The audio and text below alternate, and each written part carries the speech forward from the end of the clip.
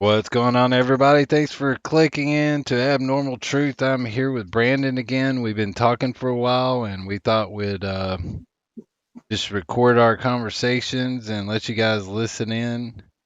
A real informal conversation, but he has some more stories to tell. And so, here's Brandon. And I think we talked about, Brandon, that we're going to start out with that part of the country that had the hole in it. Yeah, that'd be fine. Thanks for having me on again, man. I really appreciate it. Oh, no problem. We have fun when we talk. Yeah, definitely. It's very interesting. So, in the last installment there, I was telling you about the house with that was friends of the family and everything, and this was back when I was younger. All with I guess to give sort of a preface to where we need to be at now. I saw a goat man creature, demon, whatever. And for those that didn't see the last, um, and there was some other spiritual weirdness in that area um, here in Kentucky, where I'm from. That there's a lot of paranormal activity in that area, and there's a thing called Appalachian witchcraft, and Um, actually, after the show, I looked it up, and so there is some terminology on Appalachian witchcraft. And so the guy that owned that place that I was speaking of, there was this hole that in the last installment I forgot to mention that there was a graveyard across the road from where I mean directly across the road from where this hole is. Like a older graveyard? Yeah, probably. Um, Early 1800s to mid 1800s, and I'm not sure there were any modern graves there. So that was something I was wanting to kind of clear up from that story, and to give a little better description, I did have some description of what the husband actually saw when he was after they had disturbed whatever lived in this hole or existed there. Um, Maybe you the could go the back and just people that didn't listen to the first mhm. abnormal eyewitness encounters. So Okay. this was a friend of the family, and somewhere in Kentucky, I think. Yes. Yeah. And so Go ahead. that previous owner was telling them when they moved in not to dig in this spot or plow. Yes. He was a apparently a practicing warlock or uh, uh, a purveyor of the black arts, and apparently what some people think is that maybe he had done some very nefarious things around that house, and maybe that's why the hole was there in the first place. Kind of, well, if you want to go that route, sort of an Aleister Crowley Boleskine house type deal, where maybe he opened up something he wasn't sure. Well, was You this know, a natural hole or no, I don't okay? believe it to be. I don't believe it to be natural. By what they said, um, it was it'd been there for so long with the way the creek and everything runs there. If it had been a natural hole, it would have probably uh, caved in or something of that So nature. this what do you know if it was like a straight down hole or was there like an incline you could actually walk into? It was probably about the size of an average human being. You know what I'm saying? Probably I want to say shoulder to shoulder of a person. Right. But as far as depth, That they never knew. They never could find out. And so they Uh, never went in there. no, no, I don't blame not them. after what happened with the tractor incident when the shadow figure came out onto the tractor. It was like the way they described it. It was like smoke. It looked like smoke came out of this hole onto the tractor blades of the tractor that was tilling up their garden, and it was only just a matter of seconds, and the the wife saw it and the husband saw it, thinking, or he saw her face and he looked back and saw it, and then it was like right back in the hole, like it just sucked itself right back down inside there. And so after that, they had a lot of strange things happen. Um, and as I mentioned in the last episode, there was the incident with the upstairs with their daughter and everything. Um, the clawing and scratching and stuff on the floor and walls up there. And so they had moved all of her bedroom furniture down into the living room. But this creature, the best he could describe it to me, what he saw, and I don't know if it's one and the same as this thing they saw come out on the tractor blades, only it took a different form. But he said it looked kind of like one of those, kind of like a gremlin or something, I guess is the best way to explain it. He said its eyes was glowing, and that was, and he could see kind of like its shape, and it was hanging from the windowsill looking right at him. I don't know if it was climbing up the house to get in the upstairs, Uh, that's what It I suspect. was like a black silhouetted figure, but you could see the eyes, Yeah, and you could see, like, yeah, the features kind of, uh, like a but it was, smaller being, like yeah, tall or something you would figure that could probably live in a hole like that, And I right. mean, it was chilling. I'm not going to kid you. I mean, it really was. I mean, even my dad was kind of, he was kind of without words, so to speak, and he's generally not the suspicious or suspect kind of person about paranormal. He doesn't believe in all that sort of stuff. So, and he was even kind of taken by it. But kind of leading out of that, you were wanting me to speak about some other experiences. Yeah, Um, for sure. well, where I live at now, and again, I'm not giving away where I live. It's just for my own personal Oh yeah, privacy. whatever you need to do there. But when I was about, I want to say about 13, around 12, 13, it's about 13. Um, and I also need to recant on what I said the first time when I was on your show. I was about 11, I think. I think I had the age off. I was about Yeah. 11 years old when I actually saw the goat man. No, when I look back, it's hard for me to tell exactly how old it was during a lot of stuff. It's Right. I like had to do a little, I was like, okay, so when I was trying to yeah, put so yeah, when I was about 13, and this was about the same time I'd actually, when that story was told to me by those people there in Pikeville, uh, the, we moved into this, um, in Kentucky. There's a lot of people have double wides or mobile homes. And so my dad had decided we'd actually built a house somewhere else, but they decided that they didn't like the area, so they just sold it and decided to go with a prefab home or mobile home, whatever you choose to call it. And so we moved that in, and my dad and I were digging the garage floor.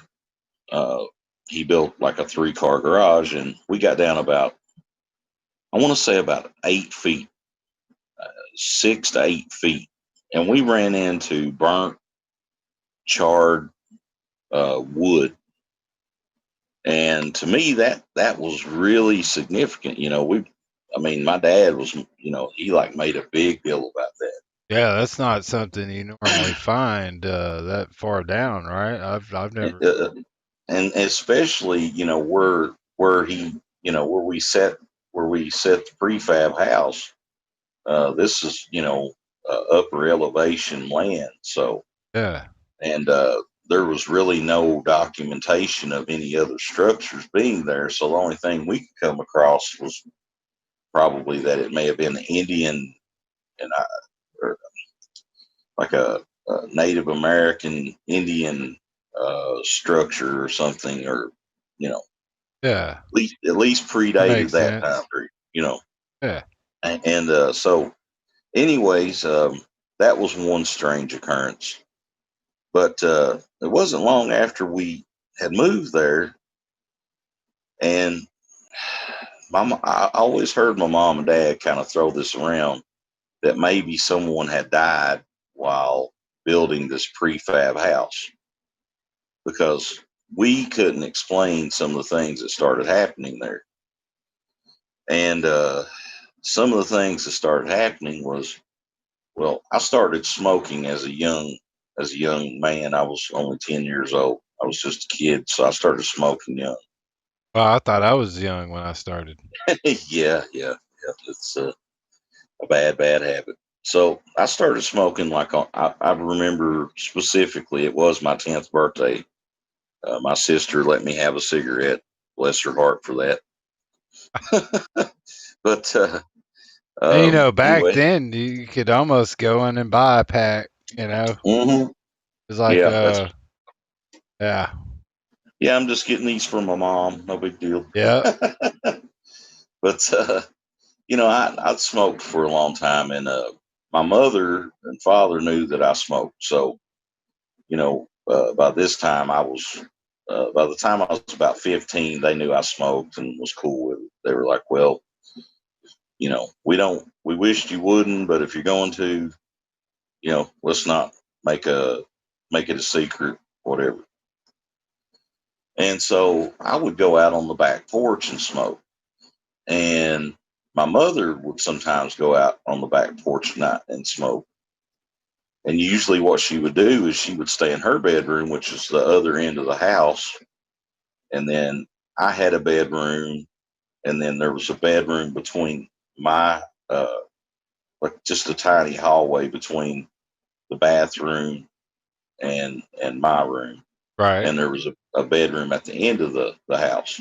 So anyhow, we both heard the sliding glass door open and shut. And I said, Mom. And she's like, yeah. She was in the other bed, in their far other end of the house bedroom. I was like, did you just come in from outside? And she was like, no.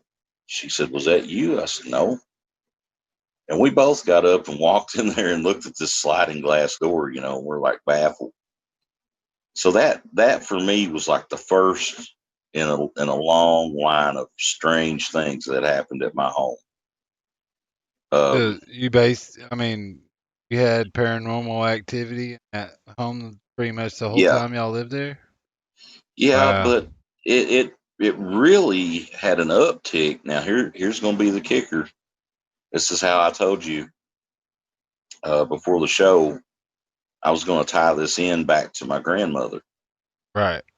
My grandmother came down. She got terribly sick. She was 86 years old, and she had had a gallstone for a long time. And it was like the size of like a golf ball, or maybe actually it's bigger than that, I think. And it had poisoned her system, right? And Right. so, her being old school, she was pretty tough. So she dealt with this for several years. And God, I I, can't imagine that. yeah, and I mean, in her area, of Kentucky, the medical system's not real great there. And I mean that could happen anywhere. That's not to knock on anybody individually, but they had misdiagnosed her over and Right. over.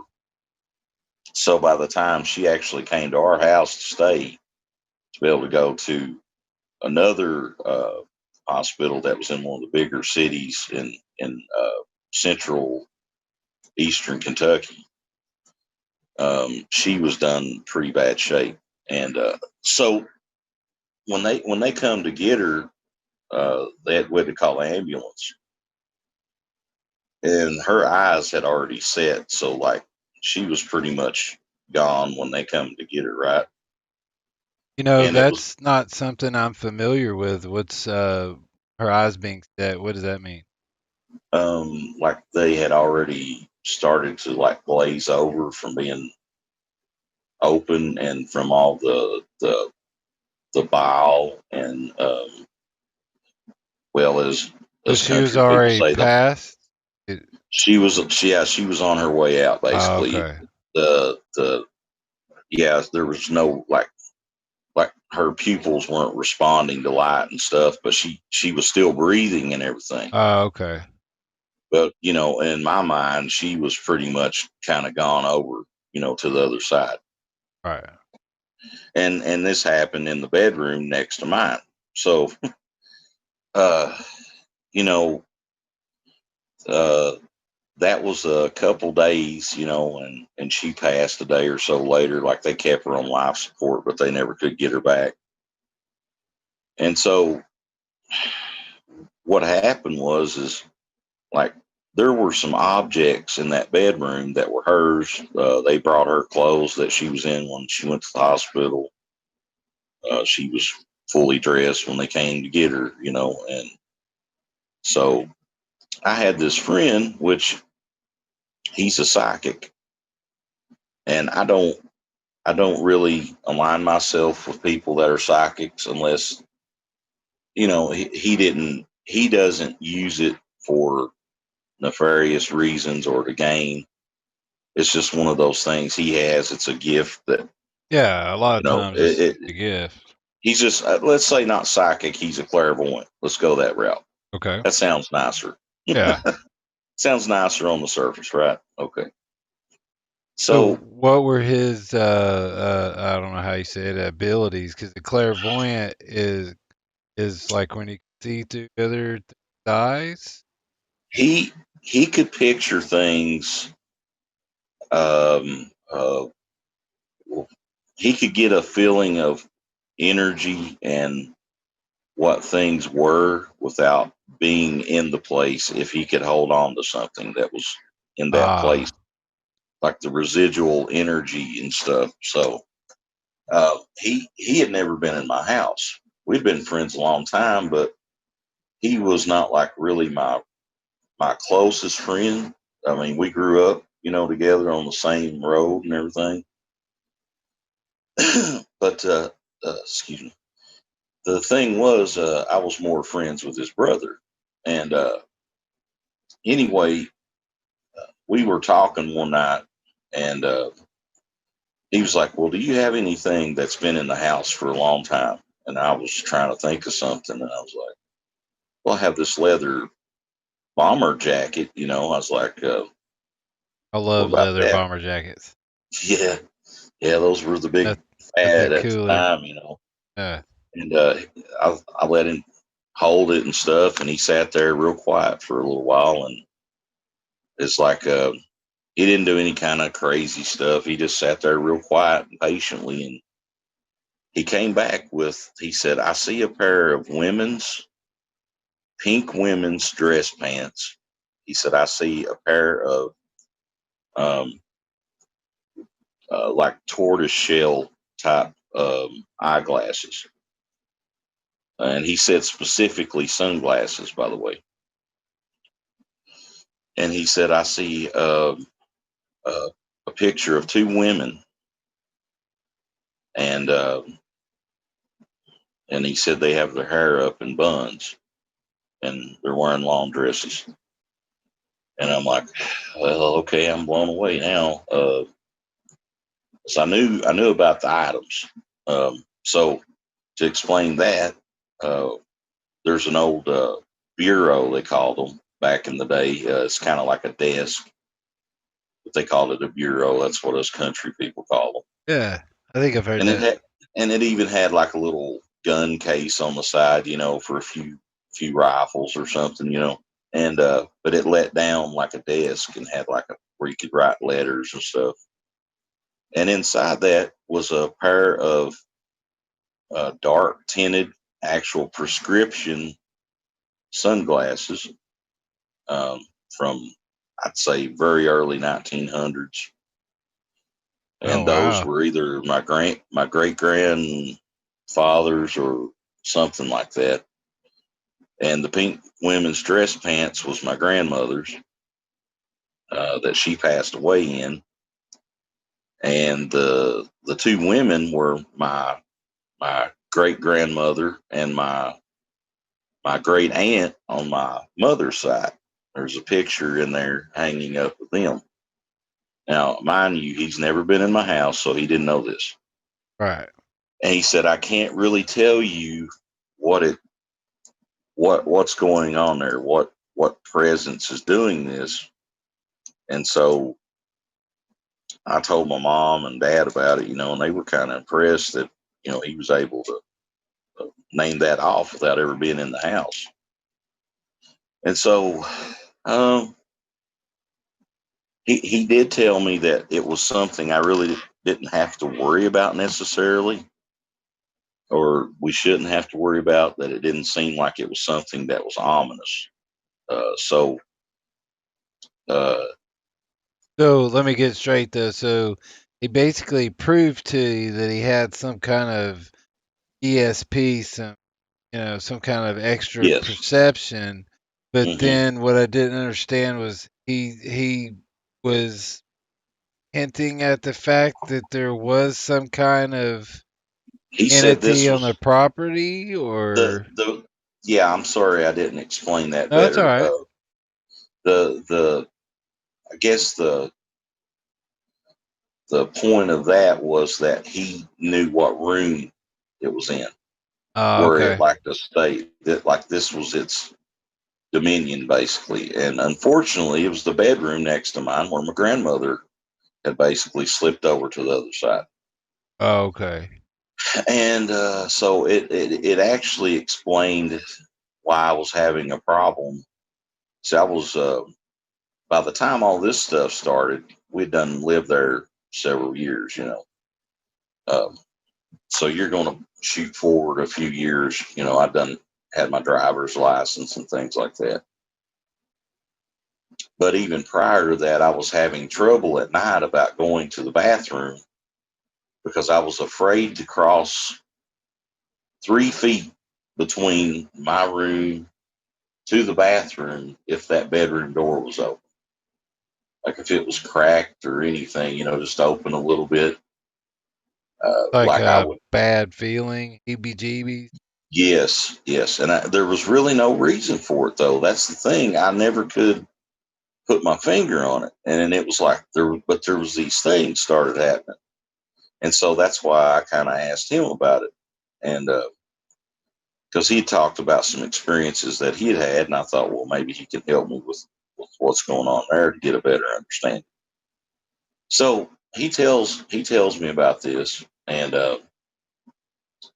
I'll jump back to this part of the story in a moment, but jump ahead probably, I want to say 8 years, 8 9 years after that. I think I had already moved. Yeah, I'd already moved out of the house, but I was interested in the paranormal still,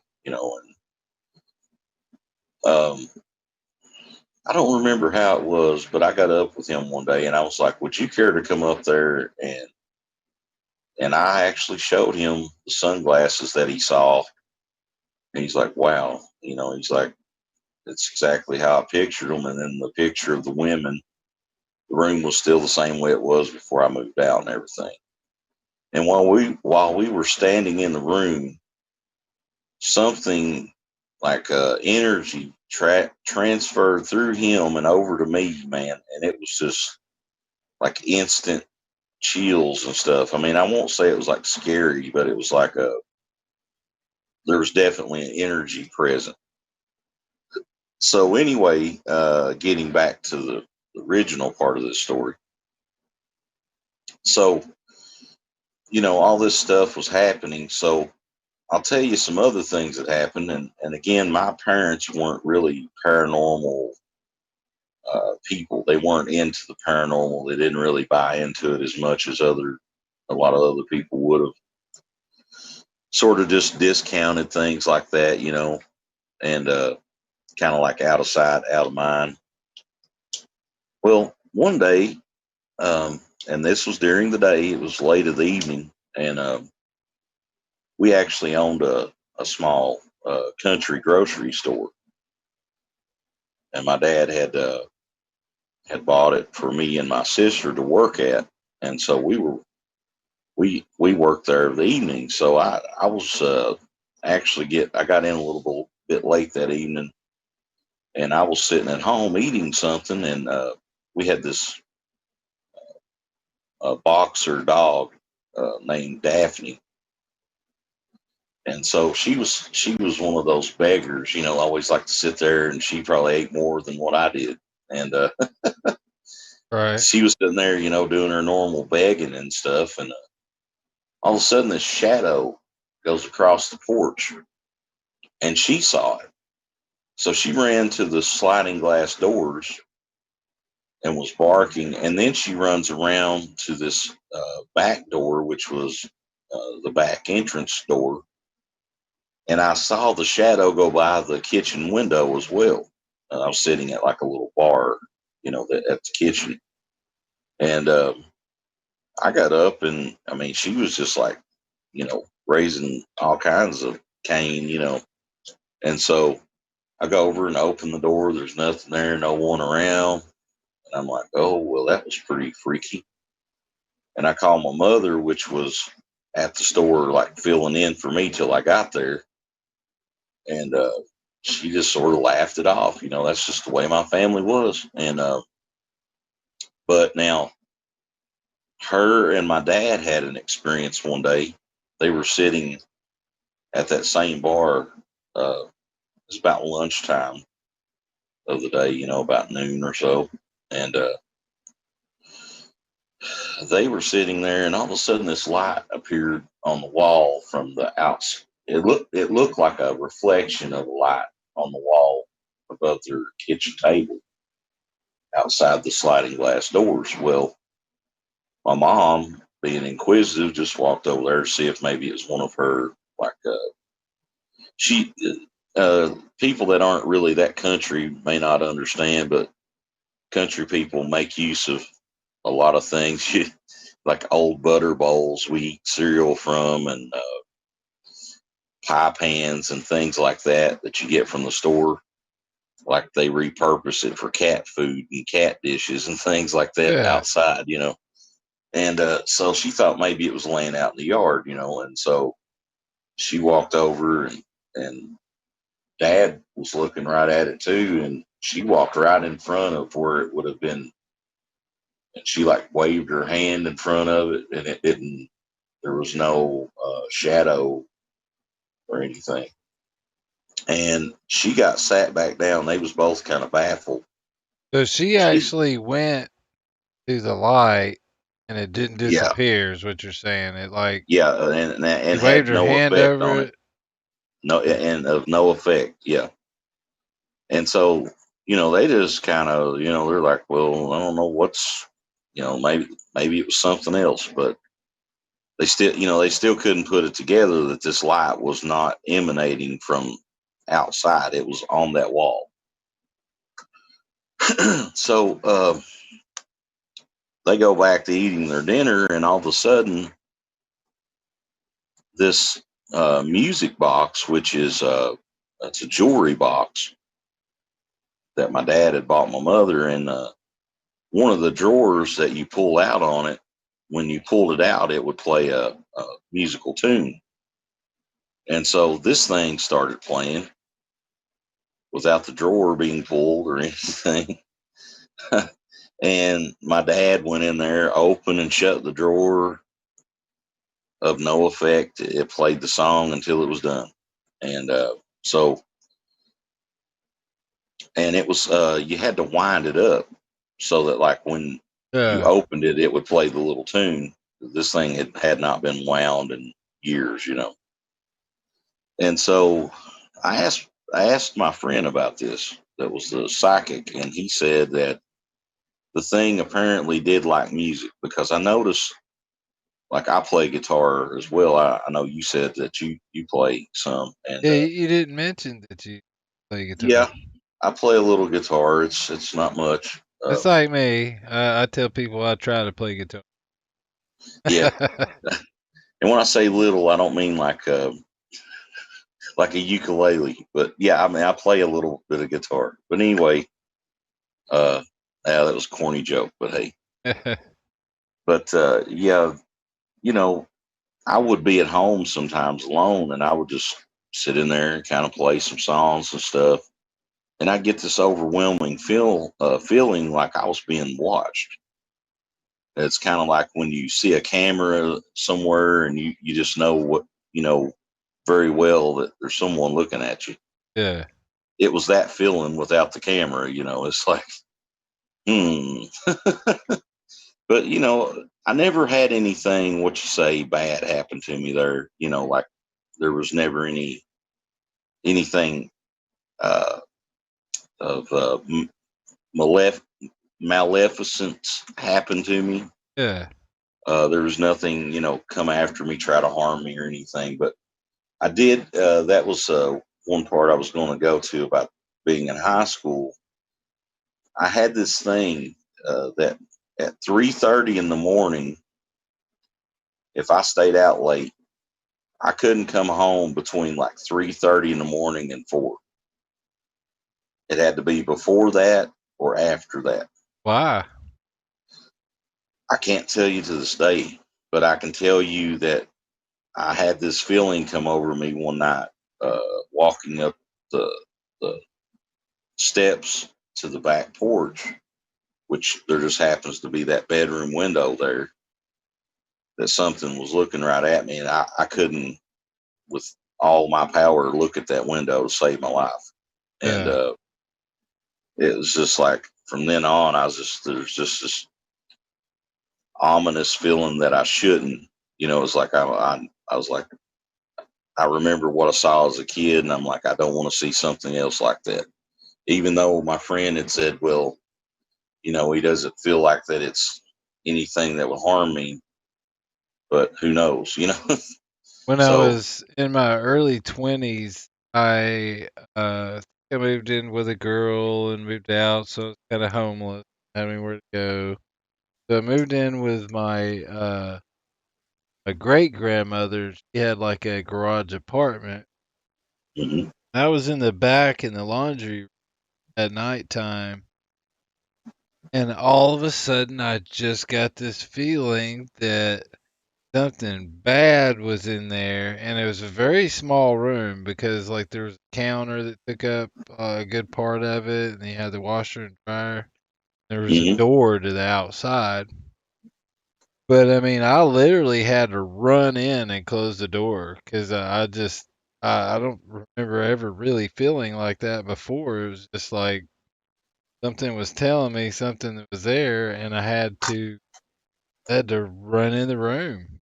And uh, later on, I started feeling something sit on the bed Wow. when I was sleeping. Yeah, I know that happened several times.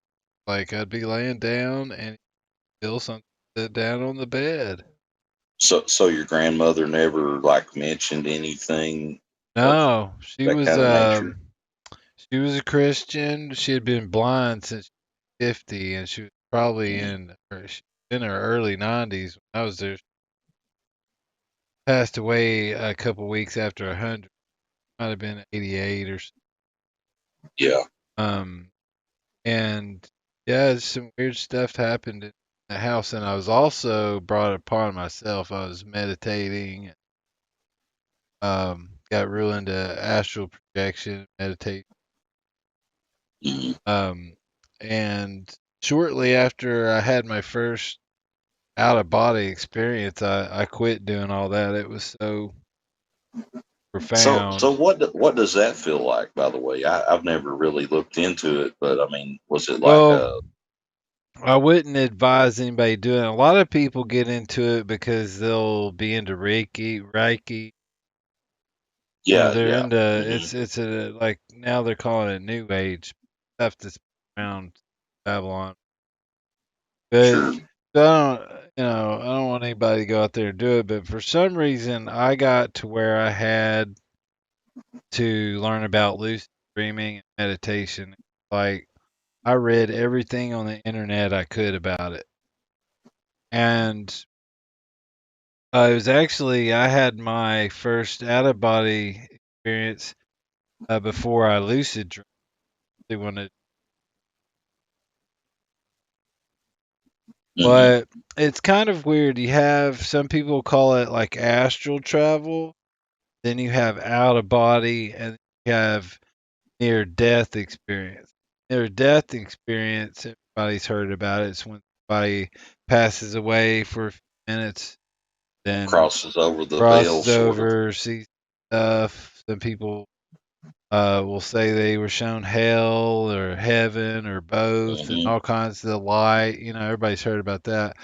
Well, Yes. this I call an out of body experience because I think astral might be more like lucid dreaming, and you're conscious while you're sleeping and dreaming, but that enables you to go into different realities. Like So you you're know, sort of like tricking your consciousness into, yeah, well, like the way I describe it is, um, I don't really want to see how I did it. I don't promote it. yeah, no, no, I don't blame you there. Um, That you know what I I mean? was But just wondering what the experience actually well, like. I've well, heard let's some people talk about like it's like a rubber band, like snaps you back into your body, like when you right. come Well, out and of it. of course, so I think the out of body experiences actually pop out into your eternal soul. Or I don't know if you would Mm, call it eternal, but your very old soul, your mm, actual essence. And I think right, astral travels more because when you astral travel, say people say they fly around and talk to entity stuff. Well, I had a OBE and it felt like I was coming out of my forehead. And I haven't looked into it in a long time, but there's different ways you can just pop out, kind of. But this was a very extreme way of coming out of your body. It was like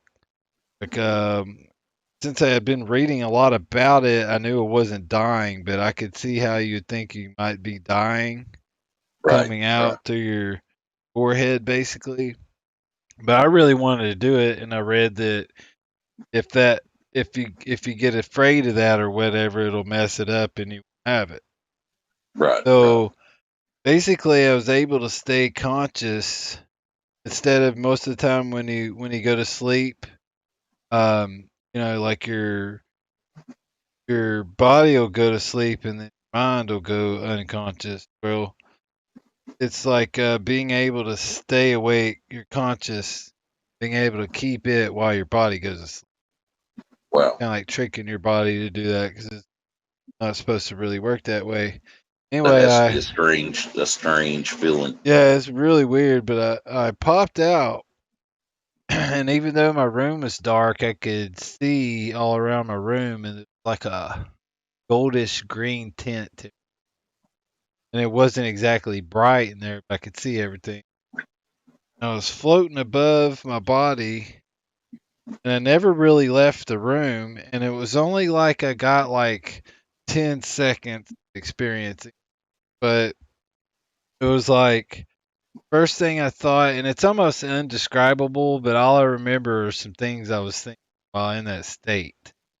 And Hmm. I was like, oh, this is good to be back, in state. It's almost like being a ghost or something. and that I was real old. Everybody was real old.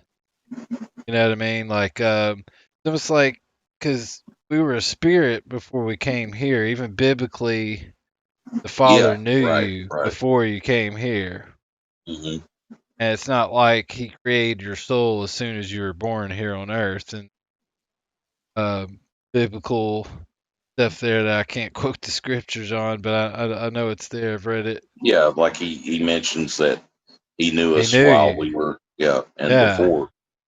And I think that was the first Earth age, and that's called the gap theory. But Hmm. anyway, um, and we're real old. Great to be back. Like it was so much better than being here. In the state. Almost like a semi-nirvana state, sort of, as they Yeah, call but it. it was Or like I know I didn't know everything, but compared to what I know now, or when I'm in the body, it was almost like knowing everything. yeah, so But that's what really attracts people to that. right, and I Yeah. never, flew through the walls, and so that's why I think it was an out of body experience. It was more profound than just having like an astral experience where you can fly around and go to different realities and maybe even talk to other people that are astral traveling and stuff. Mm. It was like I was in my actual soul.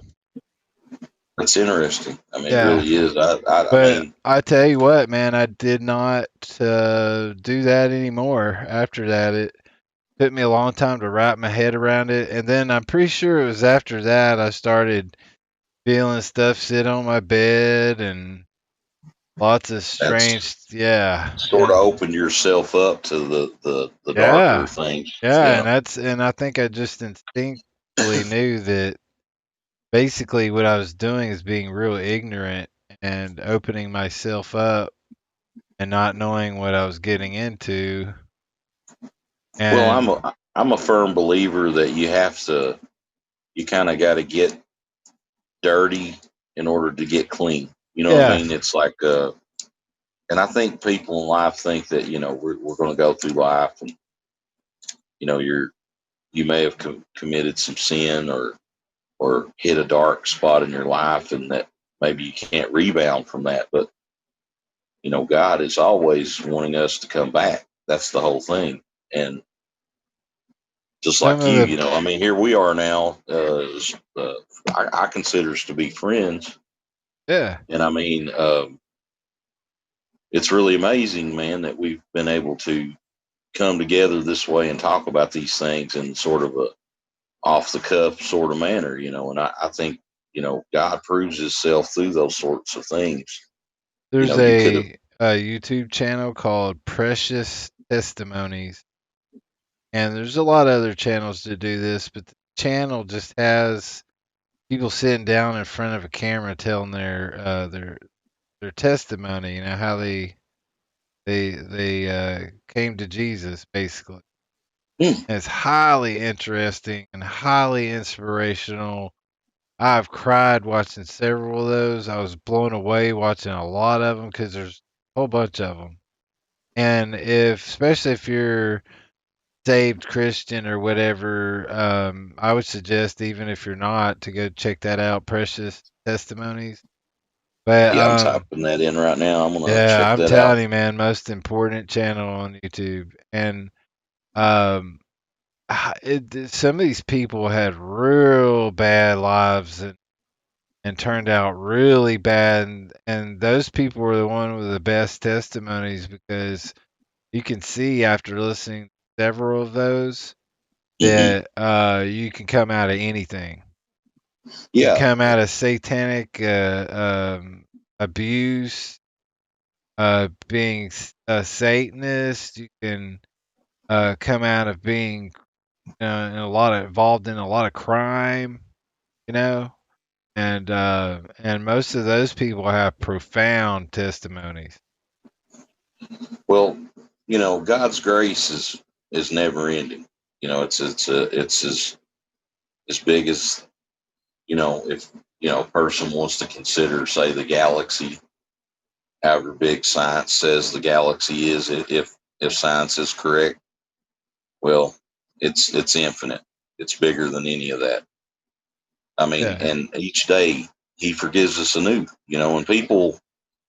And people think, well, if I become a Christian, I'm gonna have to lead this perfect life. Well, you're never going to have a perfect life. You'll never. That's so true. I was witnessing to somebody that I just felt the neighbor, Hmm. and I was like, it's not because I remember there's so many misconceptions about Jesus that mostly come from the church, but then a lot in popular culture.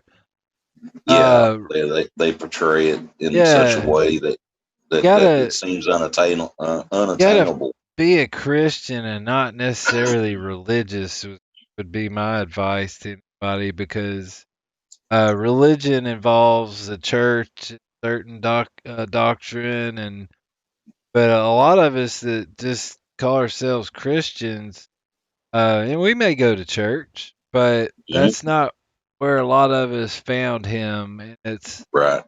a lot of us somehow more genuine. We didn't have anybody telling us, "Oh, you got to profess this."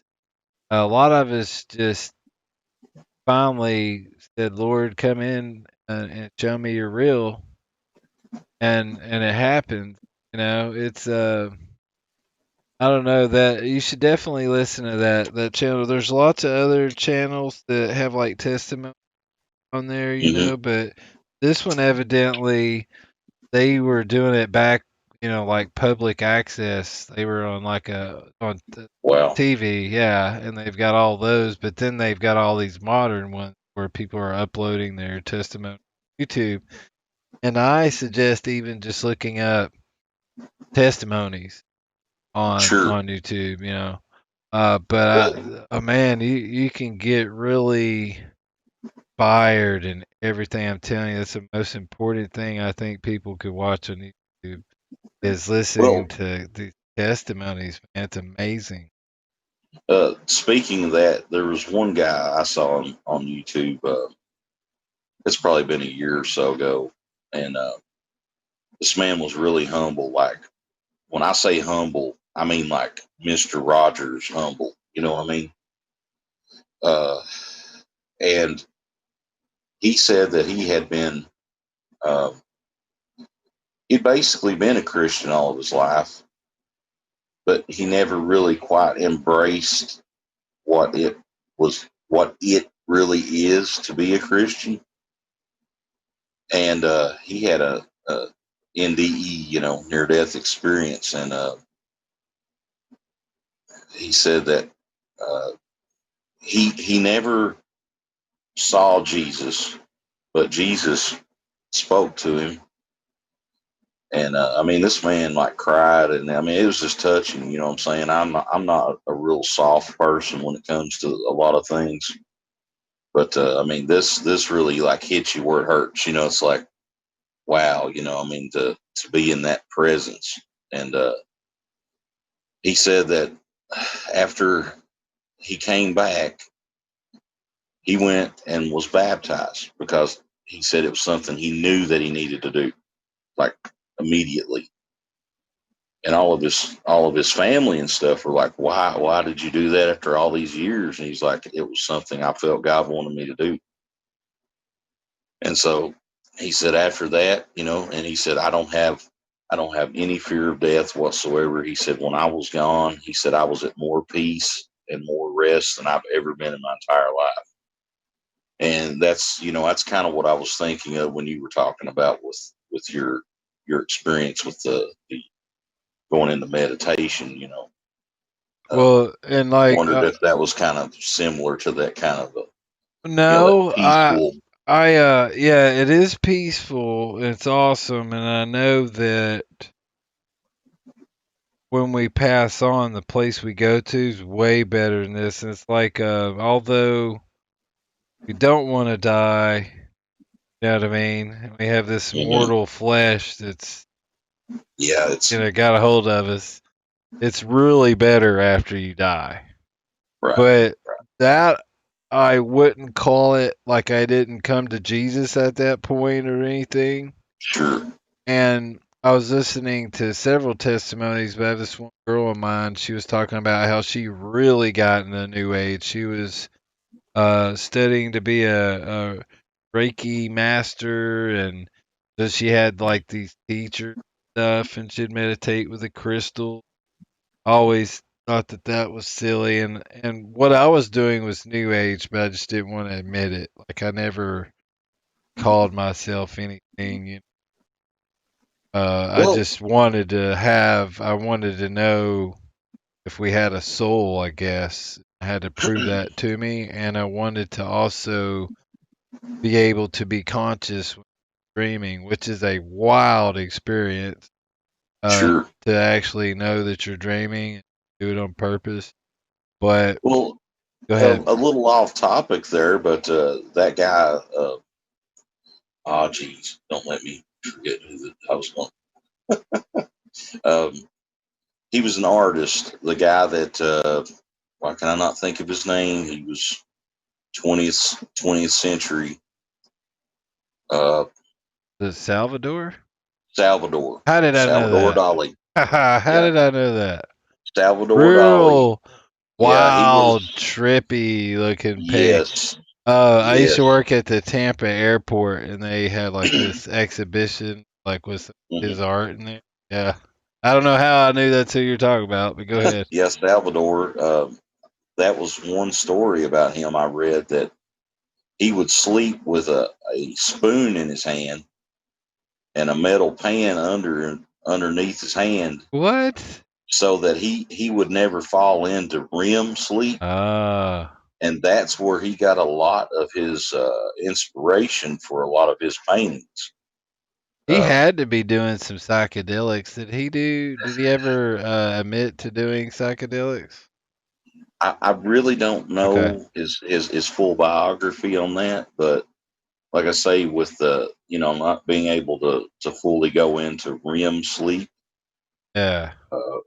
he it was creating, I guess, a sort of a systematic way of handling a psychedelic type feeling. I would imagine it was, I guess, almost setting his body into an Right. exhaustive state by doing that. So Let me tell you there's a about lot of my strange things like that. But go ahead, yeah, my one of my first lucid dreams.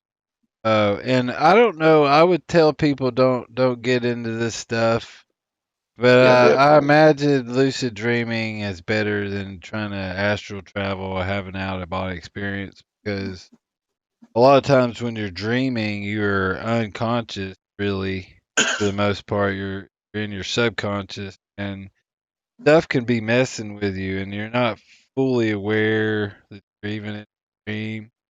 Hmm. That's my take on it, and but for instance, I had this one where I walked outside in my car, broad daylight, everything looked real, Hmm. At this point, I didn't know I was dreaming, but my car had a tire missing and it was up on either blocks or jack.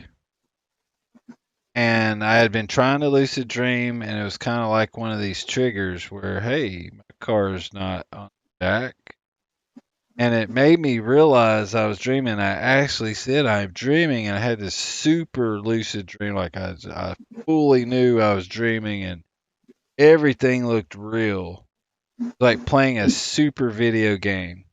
Hmm. And that was one of the first ones I had, but I got so excited about it. It's like I started floating up in the air and then just passed out and probably went into another dream. But I think when we dream, there are different types of dreams, Sure. and a lot of them are about what happened throughout your day, and but some of them are profound, and some of them you can even be attacked by beings, and I know for sure I've had those. Well, and then you have the dreams that kind of come with people that are empaths, and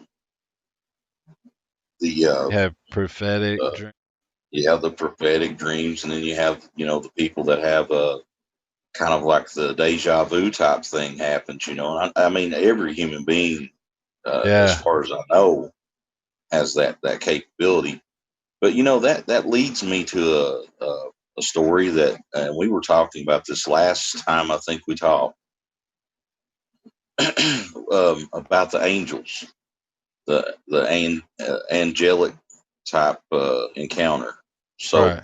this is a little more, not as spooky, but it's a little on the creepy side too. You said you had your own story about that sort of thing. So, but years ago, um, and this again, we're going. I'm just shifting away from Yeah. the Go you with know, it. this kind of goes more into the uh, probably a little bit better story that actually could have turned out worse, but I think there was definitely some divine oversight there. Uh, so me and a friend, we were going to pick up a paycheck for his job that he'd only been working there a couple weeks, and he got his first paycheck at this temp agency. And so it was in another county, so we had to drive over to this other county, and the road is really winding and stuff that down there. And we got down to the city of this county, and there was this girl standing on the corner, and it was near this gas station. And so, us being, early 20s, we were like, oh wow, good looking chick, let's pick her up. Like maybe one of us can pick a date with her or something. We Right. got her, and she's like, was like, where you heading? And she's like, I'm gonna go down to this place. And he's like, well, that's odd, that's where we're going. And so she gets in the back, and we go a few blocks, and so she starts telling stuff that there's no way that she could have knew anything about me or him. And but she's focusing more on him, like with this. She was telling him, about some of his relationship issues, and he was looking at me like, "Is this really happening?" And I'm like, "Yeah, I guess so." I was just kind of giving him that look, like, "Yeah, that's what's happening." And so she keeps telling him all this stuff on the way there, and she kind of, zips back and forth between us and talking about it. And I mean, she was a uh, really pretty girl. Nothing that stood out as far as like, she wasn't like some model or bombshell, but she was a really attractive person. I'll put it that way. Right.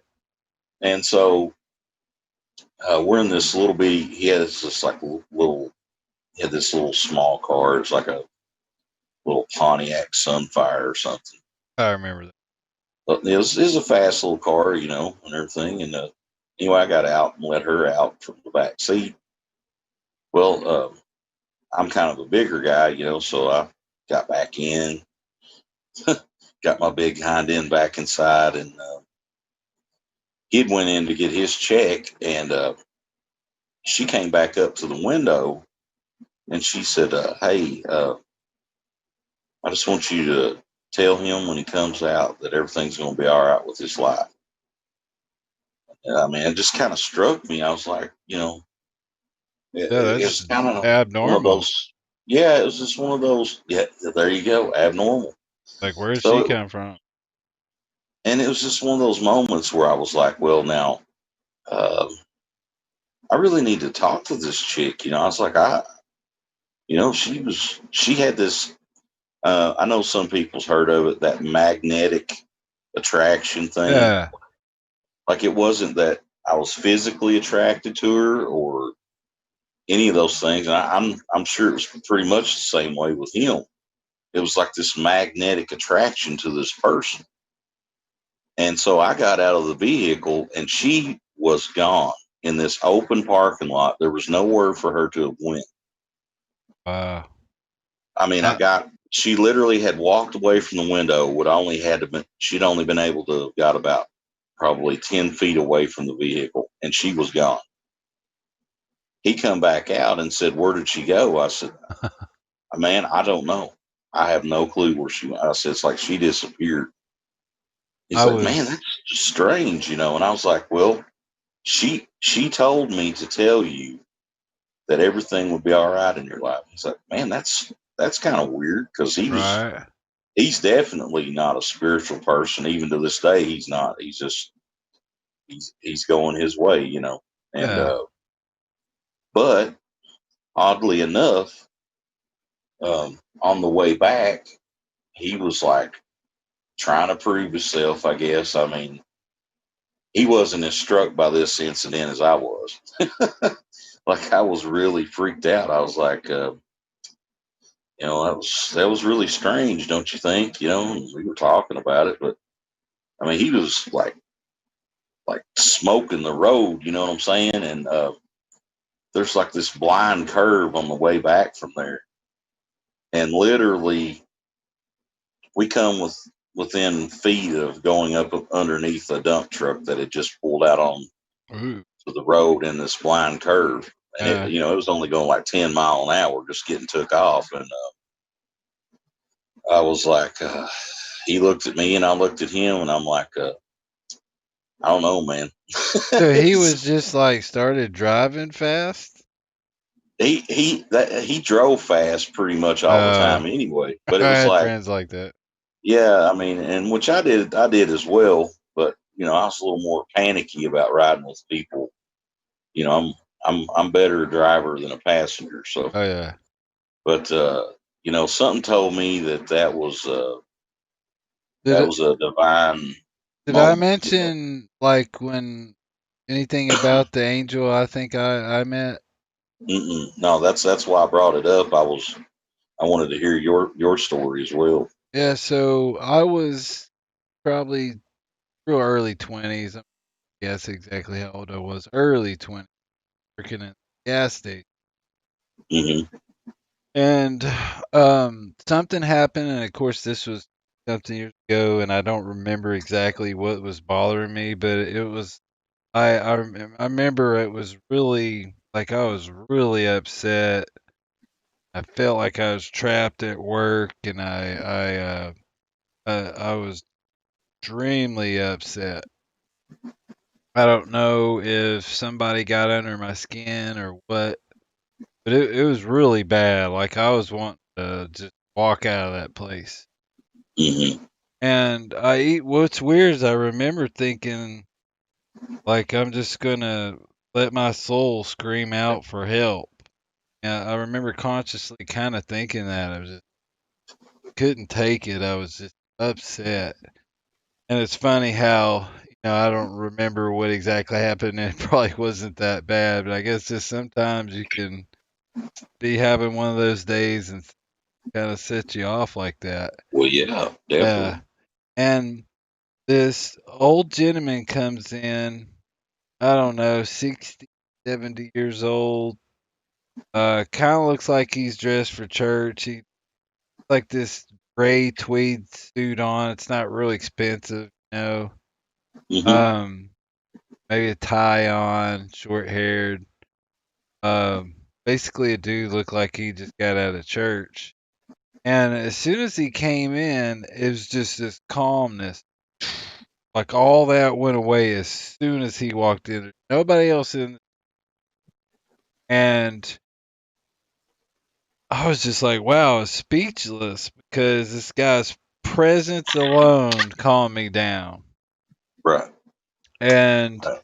he went and got a drink or something and came back, and I was probably just looking at him dumbfounded. Like I didn't know what to say. I was this guy was emitting some kind of, energy, calming energy. I don't it's very hard to explain, but I was like just dumbfounded. Like I couldn't really even hardly talk to him. And he looked at me and he said, "You'll be okay." And he bought the drink and left, and I still was like, I couldn't, you know what I mean? Like I couldn't ask him nothing. I I don't even think I was thinking Angel at the time. It all kind of happened really quick, but I was Right. okay after he left. That's. I mean, Yeah. And I don't know if that was an angel. Maybe this, but I just can't imagine. I've never had anybody walk in a store and just like a poof, yeah. everything was cool. Well, regardless, I mean, it's just the fact that it had that effect on you would tell me that there was something probably to it. Obviously, regardless of if you're thinking angel or What whatnot, there had to it, have been something there, yeah, it to says bring in the you down from Bible that. that we may be entertaining angels Exactly. unaware. I mean, And and you hear those stories all the time. It's yeah. like, Oh, I mean, like in a lot of car wreck instances, they'll actually sure. save their life and stuff. And I think it's important to put out there that there's 2/3 of the angels are of God, and it's only a third that fell. Well, I mean, people look at that story of Sodom and Gomorrah, for instance, and they're like, well, it's like they were angels, you know, sent by God to Lot and his family. I love that Uh, that yeah, story. That's yeah. telling. But obviously there was something special about them. But on the other hand, they obviously pass for human beings. So Yeah, but you like know, there was the citizen wanting to hmm basically sleep with them. right, Like right, they were highly attracted to these angels, yep. and of course that's what was one of the biggest sins going on. And I'm sure there's a lot of sinning going on in that city, but I found that interesting, and they were able to blind them, walk out. That goes can lead into another thing there, sort of along the lines of paranormal. Uh, I'm not completely. Um, I'm not going to completely say I'm sold on the whole flat Earth theory or that it's pear shaped or it's circle, whatever. And some people may, be kind of turned off by that whole statement all Oh, it's itself. a trigger. Yeah. Some people. So but with that said, I mean there are some strange occurrences through history and some strange things in archaeology and even in my opinion with the paranormal and even getting into say the biblical realm as well of things that point to things not being quite how they tell us they are in I, science, you know. I think it's all off. Like my Yes. perception of reality isn't even close to the random person on the street. Like, Yeah. yeah, I think history is way off, and the the timelines and stuff they've set are way off. Um, I do believe there was a first Earth age, and the Earth is really old. See, I don't believe in a 6,000 year Yeah. I Earth mean, because if I you don't know know really. about gap theory, then it allows because we don't. It doesn't really say much about what was going on in that first Earth age, except the war in heaven happened and he completely destroyed the Earth. Like it was void, Mm, and it's in Genesis. Uh, and so that allows for the Earth to be a lot older, but I just don't think history is correct at all, and I think we're missing something really big there. And that's what kind of bugs me about like the mud flood and Tartaria and all that. I know there's hmm something really important there, and I Well, can't figure it out. Yeah, that's me too with some of that, and the antiquities, strange technology that's found. That's how did it get there? It's Like the and Antikythera theorem, was it hmm Antikythera mechanism? Yep. Out of I place mean, that's one, artifacts too. and that's Oparts. just one that we know about. That's Oh not yeah. including, no doubt, Smithsonian being the way they are. Uh, Well, uh, they found like watches and little springs and stuff in coal. right. Out of place artifacts. So, and I think a lot of this though can be explained by a flood. hmm And even when I was a kid, when they were like, okay, in archaeology, they look at this layer, they know it's this old. Go down to the next layer, they know it's that old. I never really believed them. I was like, isn't there a lot of variables there? Well, Wouldn't that that be you different? take into consideration there, out in, uh, I think it's North Dakota or South Dakota. They found dinosaur bones along with modern day human bones washed up together. Basically, that's the term they use. The archaeologists even use that term, as though they had been washed up together. And if they haven't scrubbed it from the internet, being, seeing how everything else is being scrubbed There are away, all of our things you can no longer historical things. find. Yeah, there's Yeah. things that are gone. But I mean, Uh, I I've saw it, I've and heard I was of blown away. dinosaurs being found in large areas of condensed dinosaur bones, but I've never heard of it. I don't think with the human bones mixed in. But the Yeah. whole fact is, there's a flood happened, and that's the way everything washed, This into a was, concentration. I want to say this was probably around 2002, uh, at least between there and 2005 that I read that. There's And it so was many it was things you can't shocking that find. even then that they allowed it online, Uh, and it was like a reputable source. It wasn't like, now it's like bootleg news over here saying, all right. found, Well, the giants are fascinating, and the more you look into the subject we're talking about, the more you know they're lying and keeping stuff. And then if you really look at it, most of it is to hide God from you. Which, if you have yeah, that realization that to if discredit God and to hide him. if there were giants and everybody knew about it, then that would mean some of the wild things in the Bible were correct, right? A lot of churches just, oh, well, they were just large men or something. That's not what it's. There's a lot of things about giants in the Bible telling you beings. Um, I'm actually looking up this guy's name real quick. That'd be cool if you could find it.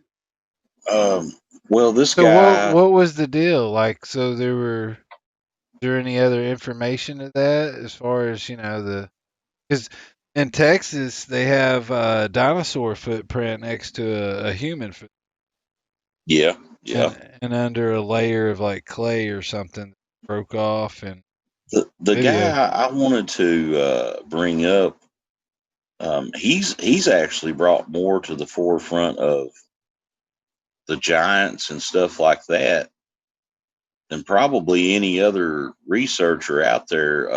And he was on History Channel for a while, Was but I it can't. David Hatcher? No, this guy had his own show, Unearthing America. Oh, did he find like Viking ruins and stuff? Like Yeah, yeah. ruins like They the found like 16-footers and bigger, and let's see yeah. here. Yeah, Um, that's another thing. They teach you that they couldn't sail from continent to continent for a certain date, and there's evidence showing that they could.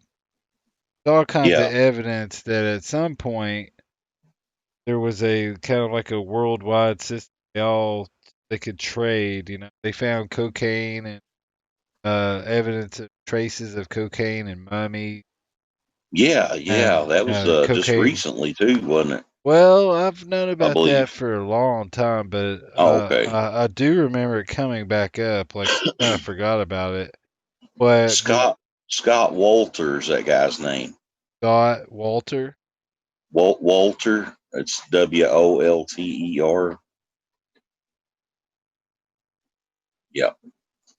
And I mean, to me, if anyone's interested in that topic, I mean, it is really interesting. And there's a few interviews with him by some other shows similar to yours here, like you're talking to old Mr. Kentucky here, but these are not really big shows that had him on. Uh, I'm looking that up and, right and now. Like, and he might be someone you could actually get on here, if you ever wanted to get into that topic, yeah, was he a and geologist? he's a actual archaeologist. Yeah, he's kind of like that's the sort of they kind of coined the term of him being like a modern day real life Indiana Jones. So Okay, yeah, I'm looking at a picture of him now. I have seen and a couple of shows. he did he got into the Viking thing, and I'm real into the another show that kind of goes into that same genre in a sense because the Vikings, the Knights Templar, the Freemasons, all those sorts of things. They've been in control of our historical things. Before you know the you know the church, not the church, the Columbus and all them came along and sort of gave us this sort of pseudo historical thing of how America was.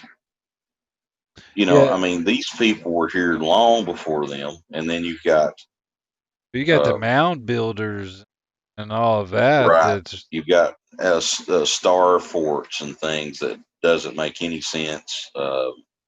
there's actually All no telling what the heck went on, and it seems like from what the 1700s to the middle of the 1800s, some time gap there where it seems like history was really strange. But one thing I really believe is the Dark Ages.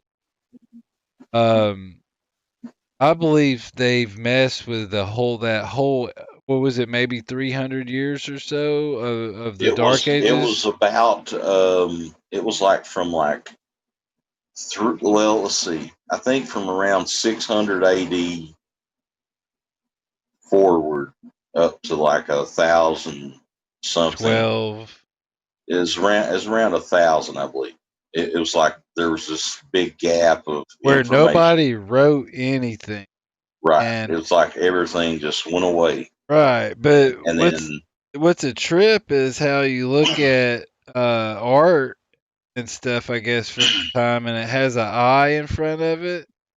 yeah, right. But is it a one or what? It's Yeah, very, very. I know that yeah, there's which this goes back into the Tartarian thing. right, It's and sort of controversial, and I can see why. But, for instance, this goes back to the angelic stuff. Uh, and even the people that's on the UFO edge, they could research this. Is the thing that happened in 1561 in Nuremberg. I mean, the wood that was a carving. large. That a wood Say, carving of like yeah, objects in the air having right. And war. then it took place again in I want to say it was 1566. Yeah, It happened again, and that was in Switzerland. there's like So flying crosses, orbs, tubes, like tubes. tubular, I kind of think they were like in the Bible. shooting. Remember I in the like Bible the story that led the dropping the pillar of manna. smoke. Yeah, it was dropping the manna on them. Right, right. See, and I mean, that's what I'm saying. I mean, You who know really knows what that was? You know, they what didn't have words to describe what that was, you know. what keeps creeping into my mind is that the flood didn't happen as far ago as we thought. Something's just there that's really important that it and history's so complicated, especially the way they want to teach or have it known. But it Right. just seems like we're could possibly be missing not as far into time as we think. And I don't know if that's just such a cool idea that it kind of keeps coming back into my mind or if there's something actually to it. Well, this is for those listening. This is just a quick. I'll just kind of skip through here about that Nuremberg incident that happened in 1561, and this was an actual description of the event. Says that in the morning of April 14th, 1561, at daybreak, a dreadful apparition occurred on the sun, and then this was seen in Nuremberg, in the city, before the gates, and in the country, by many men and women. At first, it appeared in the middle as the sun, two blood red semicircular arcs, just like the moon in its last quarter. And in the sun, above and below, and on both sides was the color of blood. There stood a round ball, partly dull, partly black Ferris color. And it goes on to describe everything that happened, but it talks about, let's see, Been there were several like, years since I looked into that, but they were actually shooting at each other, right? Am I remembering that right? They were yeah, that's kind of the premise of what they thought they were seeing happen, and there was like smoke uh, billowing up from the countryside further away. You know, it may have been, you know, uh, it being in the sky. You know, there's no telling how big whatever they were seeing actually was, yeah. and how far away. You know, it may have seemed localized, but it may have been further away. But see, I think maybe I mentioned that in the last time we had an interview, was about Josephus Flavius, which was a Yeah. scribe for the Romans during the siege on the city of Jerusalem in 70 A.D.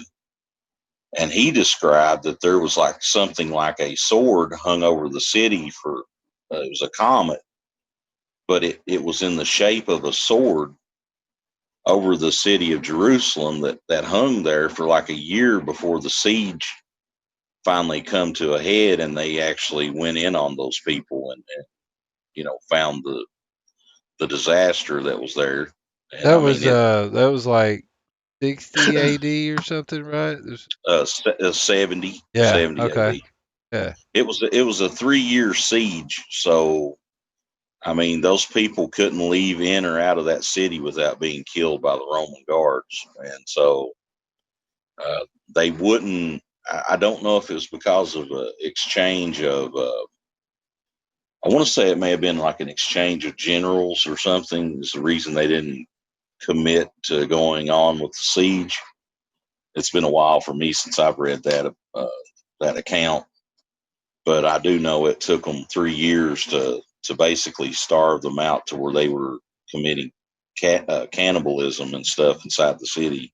Yeah, well, 3 years is a long time for Yeah, and see, Jesus, he warned his disciples and others that were there, and no doubt they passed the story on.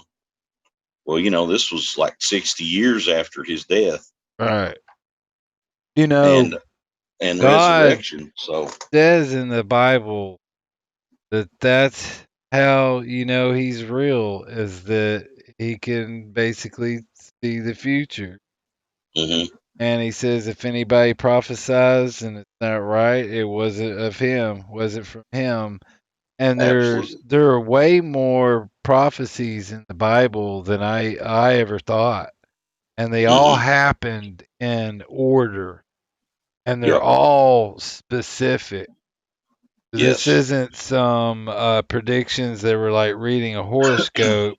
This Hmm. is all, and just the fact that Jerusalem, Israel, became a nation again is amazing.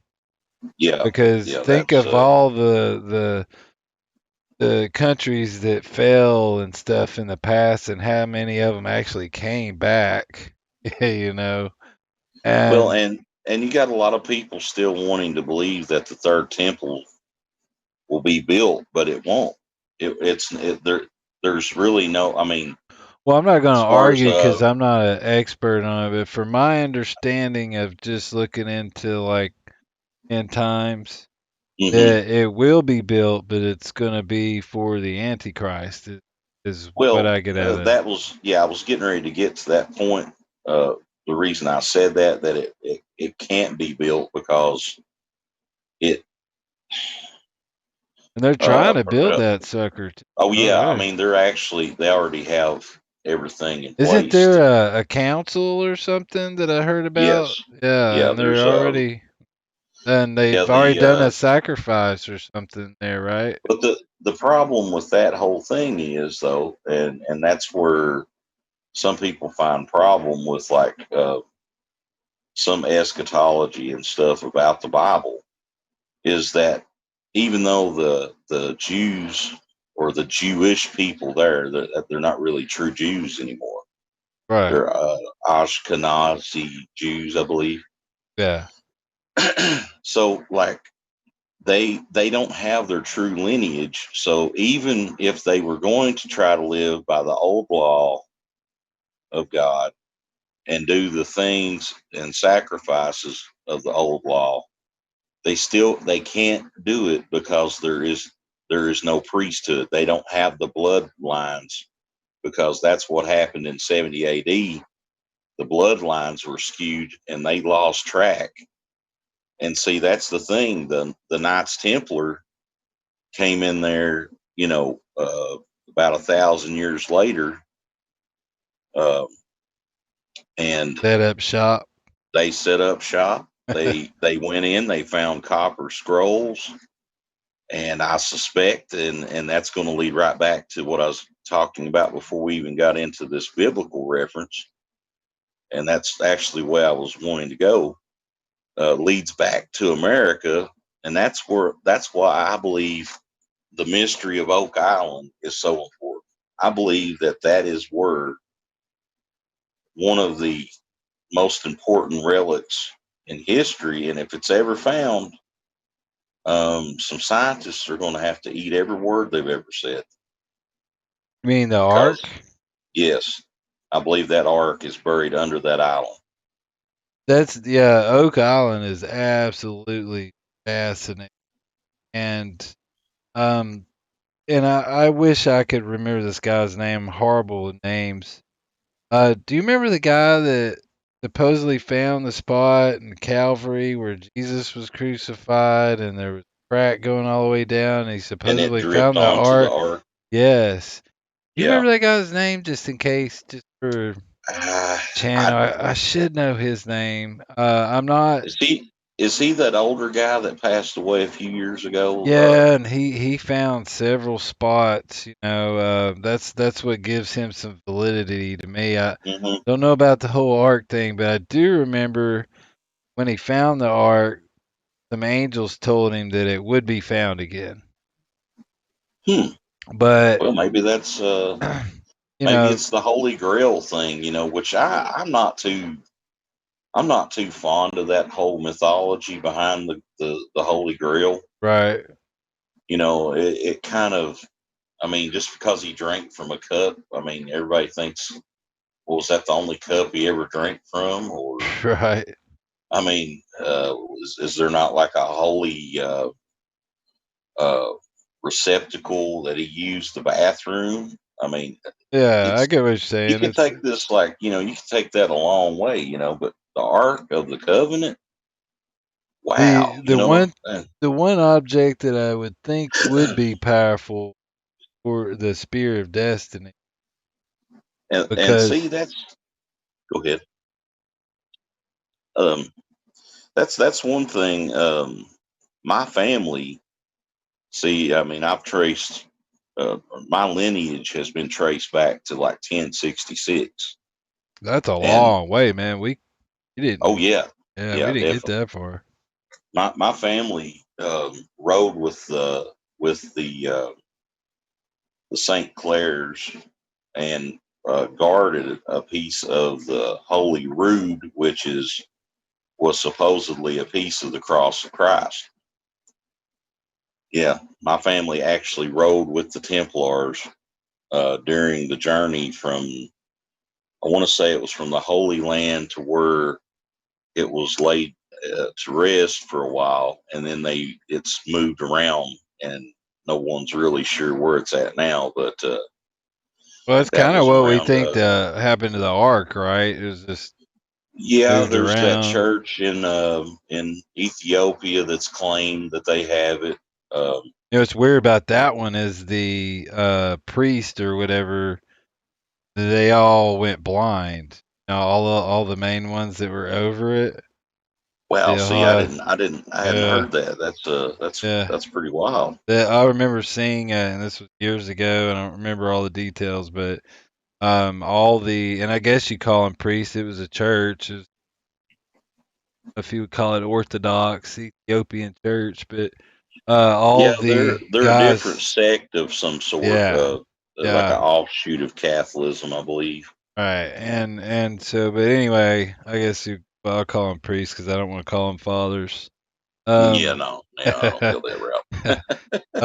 and they were all went blind. All the guys that, you know, they were charged with looking after this object, which doesn't Sure. mean that's the ark. It's really no telling. And that gentleman I was talking about, that's a wild story he has about, uh, you know, he found the spot where they used to crucify people and found the spot where Jesus was, and it says like a little earthquake happened.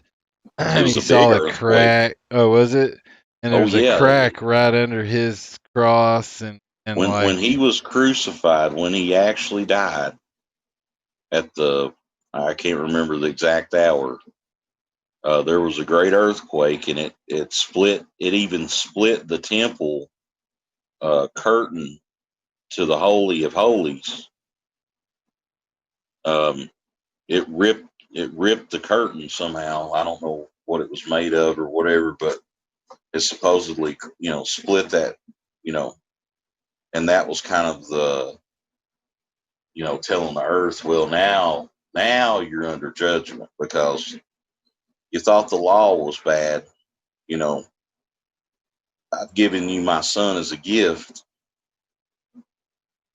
and I mean that's why you had, like, on the day of Pentecost, um, all of those that were present during his crucifixion were pricked to the heart, through their heart, because they had seen all these things and they knew he was the Christ. And when Peter and the apostles were preaching to them, they called out wanting to know what they had to do to get it right. right, And so, it was a great event. And then I think the sun went dark as well that day. And even if I'm not mistaken, Josephus may have even mentioned that happening. So, I mean, that was an outside the Bible um, right. account of Jesus. I've heard, you know, even non-Christian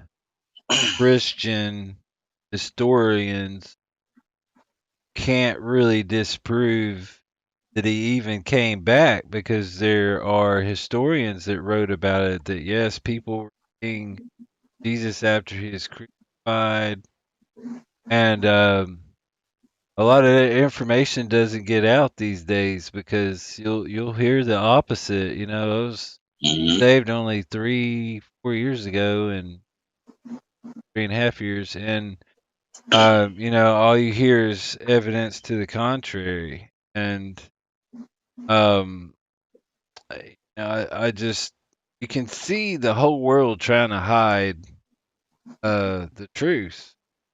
And It's I think getting that worse.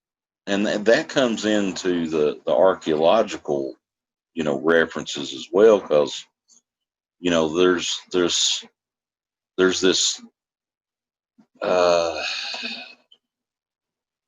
this underhanded notion in the scientific realm. They're not going to let themselves be shown wrong.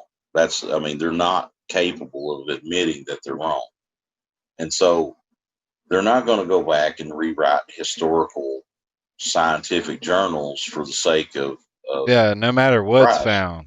They're not going to do it, and so they're going to hide it away somewhere. They want that shut up, and they'll have it shut up. But as we were talking about, like the Tartarian thing, which people have to look into that themselves and see. It may be just chasing a rabbit, down the hole.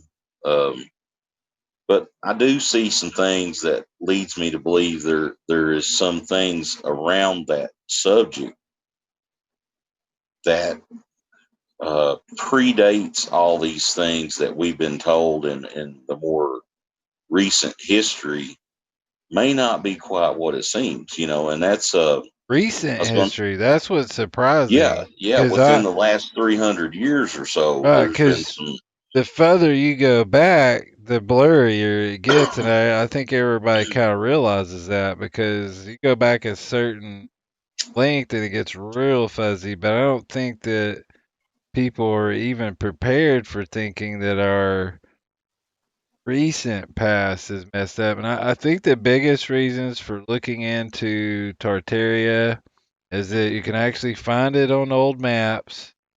All mhm, dozens and dozens of old maps people have put out that shows it had a large territory. And why haven't we ever really heard that much about it? And right, then I think the other thing is the type of buildings that you can find all over the world that are obviously built better than we make them today. yeah, and they can't recreate it today. I mean, No. not with And the like, elaborate yeah, designs and things. yeah, like The people, artistry's just not there. yeah, people in horse and buggy were supposed to have made those, and yet we don't, it's all your old like city capitals and all your structures around domes and Yeah, how just like some of your listeners may want to go just like look up the capital of like Iowa yeah, or Idaho or what. bunch of I them. think it is Iowa. It's like a five dome capital, and Yep. it looks so out of place. Even in Missouri, there's a big uh, geez, I can't even remember how tall. But instead of making a traditional water tower as anybody would expect in say the 1800s or something, here's this huge towering pillar with all this elaborate designs at the top of it, and they say it's just a water tower. You can look it up on the internet. It's there. Yeah. Yep, Well, Missouri Strange Water Tower or something, and you should be able to find it. and then like when you look at the old photographs, you have this magnificent, huge building. I mean, there wasn't enough people back then to really need a building, a capital like that or whatever. There's these huge buildings, and you look at everything around it, and Yeah, it's wooden that's like, yeah, buildings. the Capitol, uh, the Washington Monument, for instance, is one really great example. I mean, there's a picture of when they had only had like 100 and something feet of it built, and it had like come to a stop, and some photographer at the time had taken a picture of it. But in the picture, it's kind of telling that maybe there's something wrong with history. And I mean, they show these wood buildings around this monumental monument. I know that's sort of Right. a double way of saying it, but I mean, they've got like boards holding these buildings up from collapsing, that these people that are supposed to be building this huge, monument with all this, the technical work that goes into building something that at one time before the Eiffel Tower was the tallest standing structure in the world, even above the Great Pyramid. Um, Well, it's it like just it's blows my like mind. How does that happen? How does well, that? a lot of those pictures where you'll see these buildings being built, it's like, are they just repairing the building? Because you'll see the scaffolding around it, Right, and right. it's like they're probably just kind of finishing off the building and preparing it or repairing it. But the one thing about the mud flood, which is related to Tartaria, if you're not up on the subject, you just have to look up mud floods and Tartaria. But I've always thought it was strange that all these buildings in the cities would have those little windows by the sidewalk. Yeah, And yeah, and yeah. there's somewhere in Russia where they have these amazing buildings that are the best example of that. And I wish I could think of where that was at in Russia. But these buildings were not built when they said they were, and they were definitely kind of mud flooded, where they go way down, and which now looks like And a to back that basement. up, yeah, and to back that up, I mean, all over the world, you can look at the, just do a little searching on the web, and I mean, I guess they figure there's not enough people looking into it to hide this stuff away, these old pictures and things, or uh, Photoshop this stuff out. But I mean, you can see that they're building on an older structure. It's the same way with a lot of the what are Yeah, those there's in like the South weathering. Americas? There's They're not pyramids. They're what are those are, in the South are you talking Americas? about like Peru and Hmm. Machu Picchu and Yeah, I Cusco? mean, there's a lot of that stuff that's built on top of even older structures, Yes. and they get into that in like some of these sci-fi shows like Ancient Aliens and stuff. And I mean, I think me and you are sort of, for your listeners, are sort of on the same page. We don't believe in the alien thing whatsoever. It's more angelic Right. beings and demonic things. But what you're talking about with like Cusco is you have these huge like polygonal megalithic walls Hmm. that these stones are odd shape, and And they they're fit them perfectly. yes, and they're extremely heavy. And then on top of them, you've got like some bricks, basically. Yeah, And it's you like, can tell that the older part of this wall is way more advanced.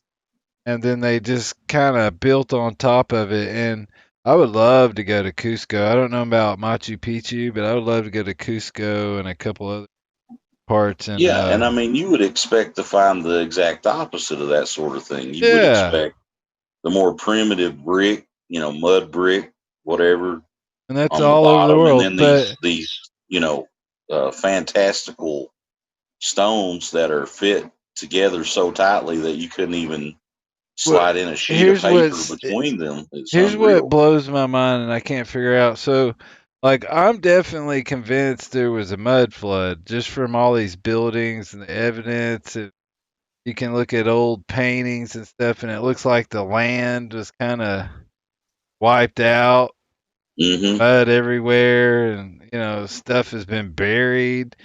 But There's a what if lot of that somehow along that the was the Appalachians. flood? What if somehow that was the flood and it was only a couple hundred years ago?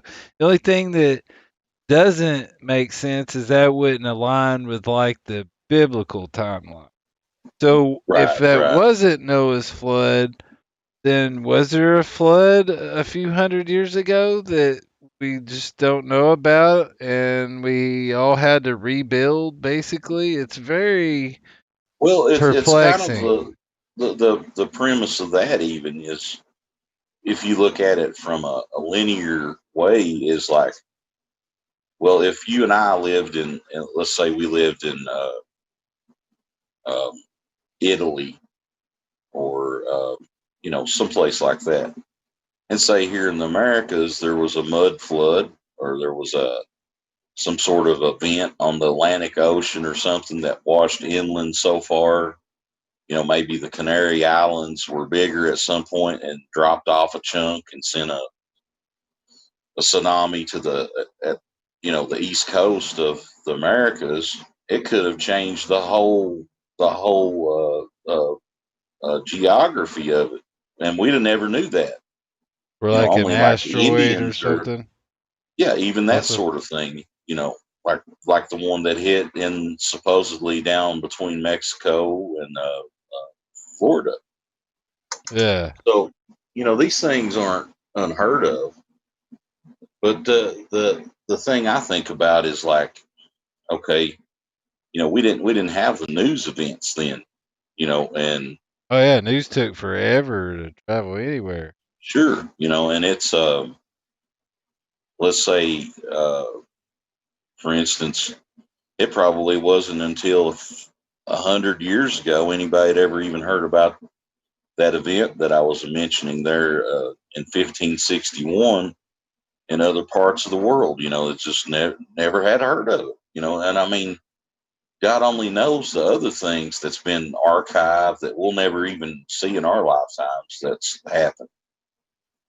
So, I mean, it's really not that far fetched. And another thing that attributes to this mud flood idea and the Tartarian kingdom or whatever, and that there were travelers that came to the Americas long before even possibly the Nordic people and the Vikings and stuff, is that they found, and you said you'd heard this too as well, about the mummies and the Egyptian artifacts found in the Grand Canyon, which they have sealed off the entrance to the Yeah. caverns. How did that stuff get there? There And had to have been, what's you weird know, is there's certain places in the Grand Canyon which has like Egyptian names, like like certain features of the canyon that, and right. so there's no And telling. then I think yeah, there's a way lot, more history to North America than what's sure, given like because Memphis, yeah, the Memphis, current Tennessee. viewpoint is like Europe has a lot of history. Then of course India has deep history and so on.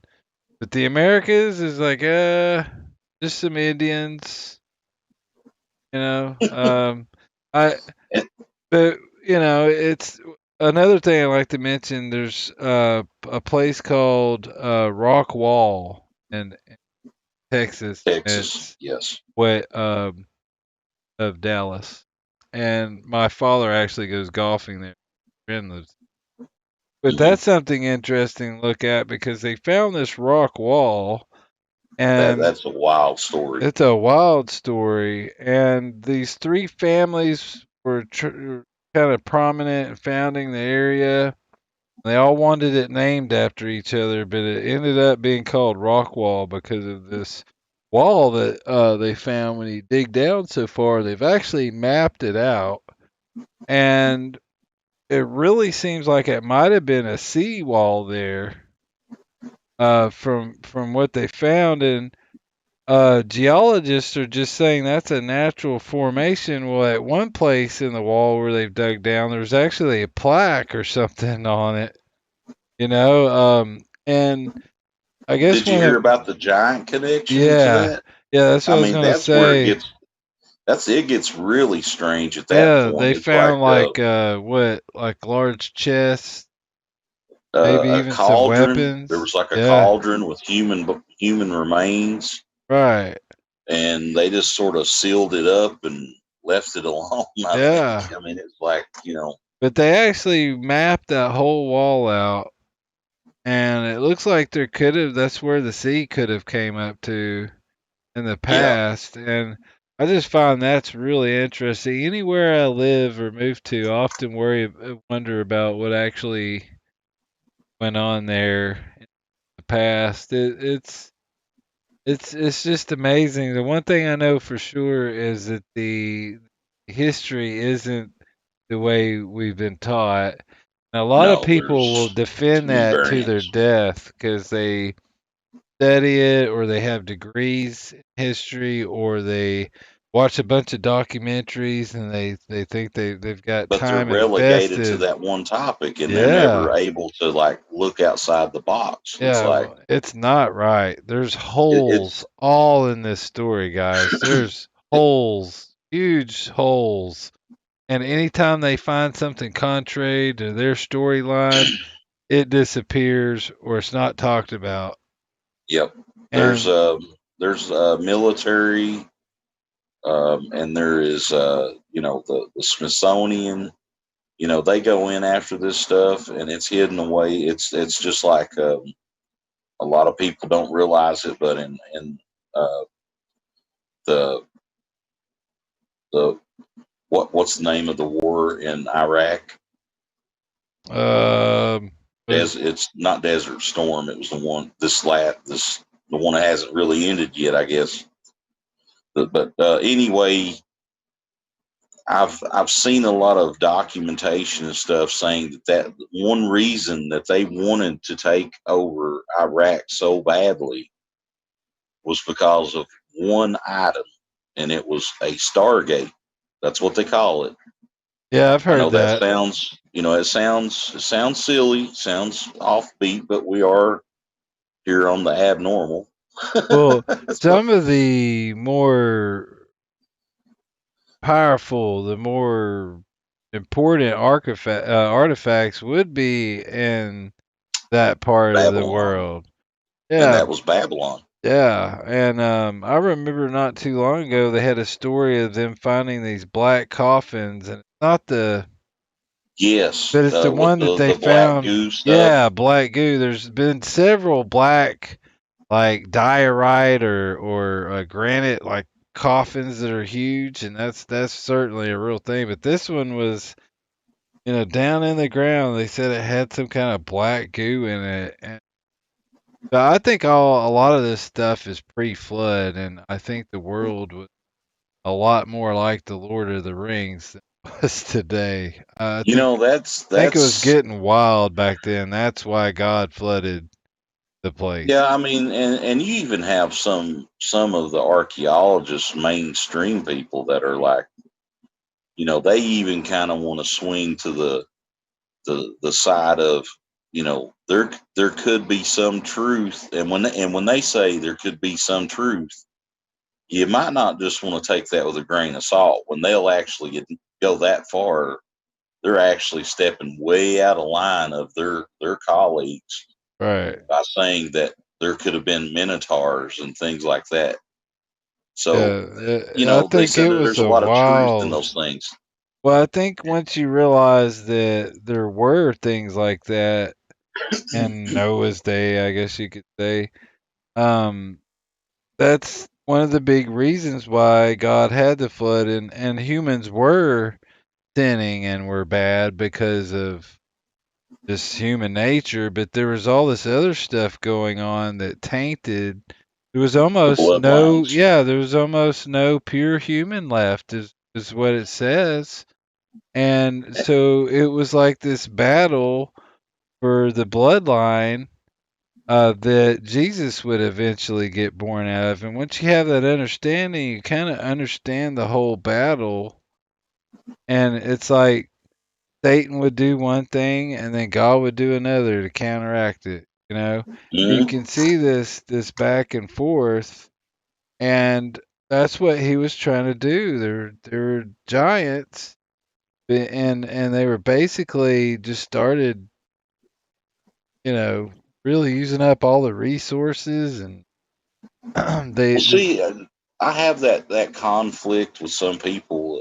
That I mean, I've got a brother in Christ that he doesn't quite see things the way I see them, and that's fine. We, doesn't change salvation. You know what I mean? right. It's Oh not a yeah. yeah. When it comes to things that mess with your salvation, that's where you need to kind of be careful. But this kind of stuff, like That's me the and you're talking important about, part. Everything right, else right. is It's understanding just and speculative.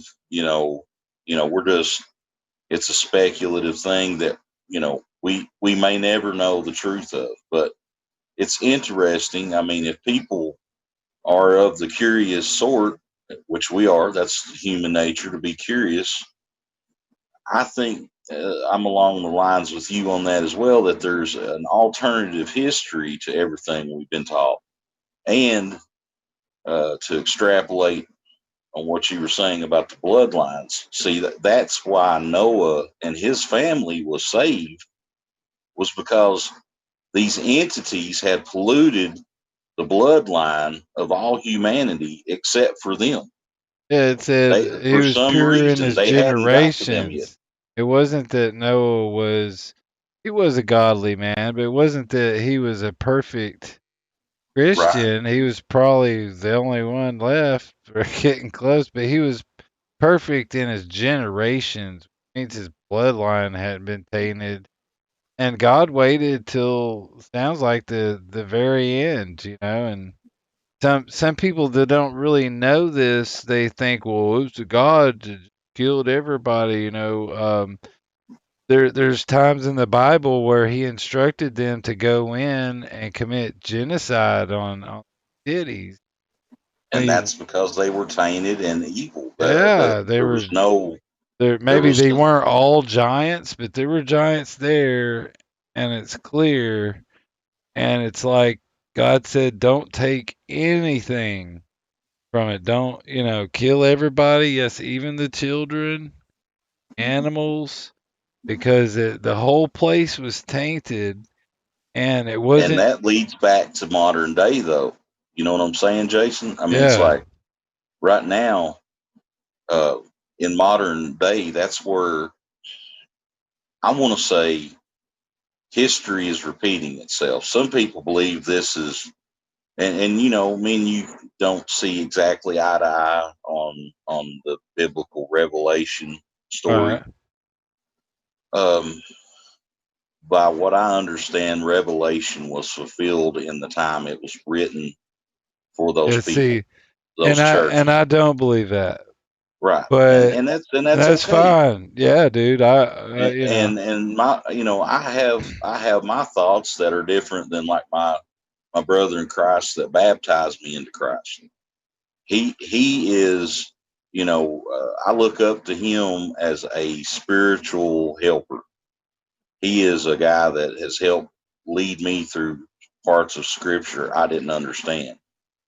And so even he and I don't see eye to eye on things. But that, again, that doesn't affect salvation.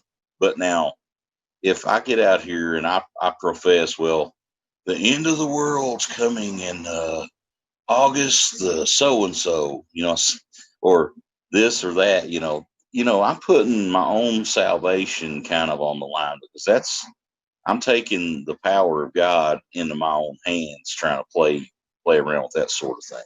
Wait, hold on a But second though. sure, sure. And I'm just trying to think here, because if you believe Revelation was fulfilled, and I've heard that before, that it was fulfilled in their own time there. Now, some people call that predestined. Uh, pre, pre, I'm at a loss for the word.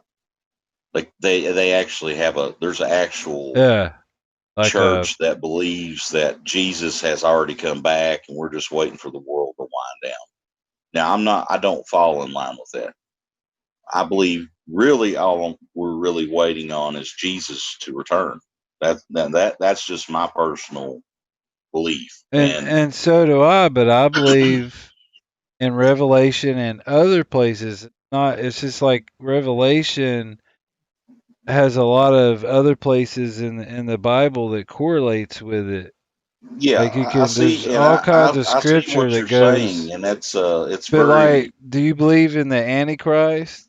And see, I what's believe that amazing. I Well, believe that Antichrist is more than one being, and yeah, it's well, there always. is. There's the Antichrist, and then there's Antichrist spirit, which there's Yeah, I a see what lot you're of saying. Yeah. Well, But I mean, as far as that goes, I guess to explain sort of my stance a little better is I'm going to say this. I think the earth is cyclical. I believe that things happen in history over and over and over again. And I believe that even though I believe revelation has already happened, it's already come into play. You know, it was John writing from the island of Patmos to the seven churches of Asia to warn them of what was coming upon them in their time from the Romans. And but the thing is, I also believe now this is the paradox. I also believe that because the Earth seems to be cyclical, and this is merely my own opinion. yeah, It's not doctrinal, and I don't want anyone to take what I say with anything other than a grain of salt. Is that I believe that things could be happening again the same way, and I also believe that the Bible does say that just as it was in the days of Noah, so too will it be when the coming of the son, with the coming of the Son of Man. And so, with that said, what we just talked about, with the bloodline being tainted, and you talking about your experience with entities and things, the abduction things that are happening to people, I believe these things to be very real. And it could be that it's like Satan's final thing to try to subdue those that would be saved, but he doesn't understand grace. He doesn't understand the true power of Jesus. Thus, he wouldn't have tempted him. Um, remember when he was tempted by the devil? yeah. I believe he really doesn't understand the power that Jesus has. So, therefore, he's still trying to play the same old games in a different era, and it still looks the same as it would have been in the days of Noah. I mean, Well, you look at people, it's man against man, and we're all like posed against one another between races and things like that. And it's just, well, I think one thing that's very important to get, and this is what I believe, and it's a doctrine that's out there, is mhm, that the Antichrist will come, and it says a lot about this in Revelation and in other parts of the Bible that um you got your 7 years of tribulation, mhm, and the Antichrist will come.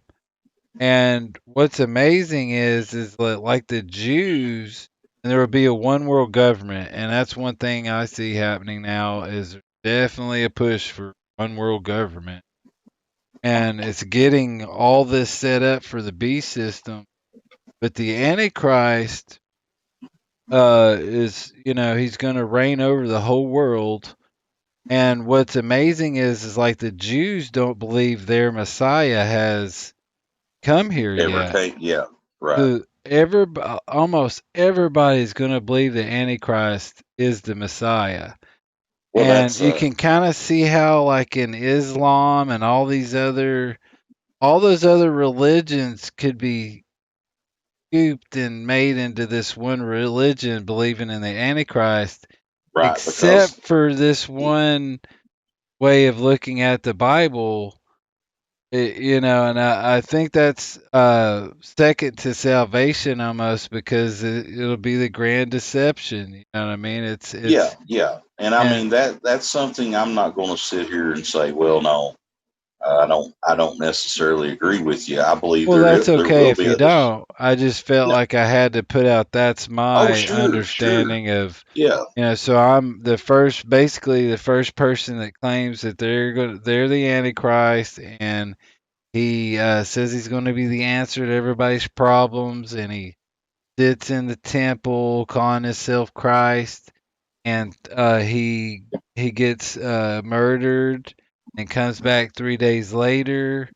That's going to be the Antichrist, and 3 years after that, is when Jesus actually returns. And the reason it's kind of weird on how they know that the 3.5 years and 3.5 years is 7, and it says halfway through his reign he dies, and it's uh he does all these kind of miracles, and everybody's gonna believe in him.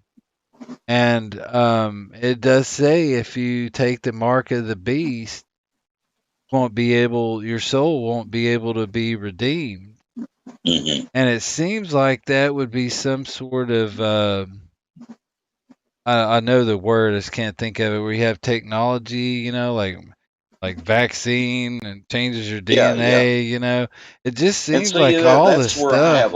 I have a hard time with that myself. Believing that the things in Revelation were that way, but there's it's it's where that uh, part of the Bible that says where you rightly divide the word in order to make sense. Dispensationalism. Yeah, Yeah, and it's like for myself, I find myself at odds with it because you see what's happening, and it's like, well, this definitely looks a lot like these sort of things, and I don't deny that at all. And just like what you're saying, I'm not going to sit here and say, well, you're wrong and I'm right, and I just don't believe in that sort of thing. I believe that we have a common denominator, and that's Jesus. And as long as we have that, and we make it home, that's what matters. You know what I'm saying? Like we could sit here and be like, yeah, opposed against one another, or and I think that happens a lot, and that's where you get a lot of people like turned away right. from the gospel because they're like, well, if these two guys can't agree, or these people over here can't agree, and it's just and I just like find I it said, weird there's though. I naturally just listen to. I have about 3 people I really listen to, and they all seem to be in dispensationalists, and right. it just kind of, when you're seeking the truth, you just kind of go with what Hmm. feel. You can just feel it's Sure. right, and you have this kind of discernment. And I just I guess for myself, I just see a lot of things that I wonder. I guess that's where it puts me is I wonder what is being done that's man-made stuff to like try to usher in um like all well, right, for see, instance, I what guess to I'm explain it, go what ahead. I'm I'm sorry, talking go ahead. about, kind of, that's what the old church believed in, and at a certain point, church changed it. Hmm.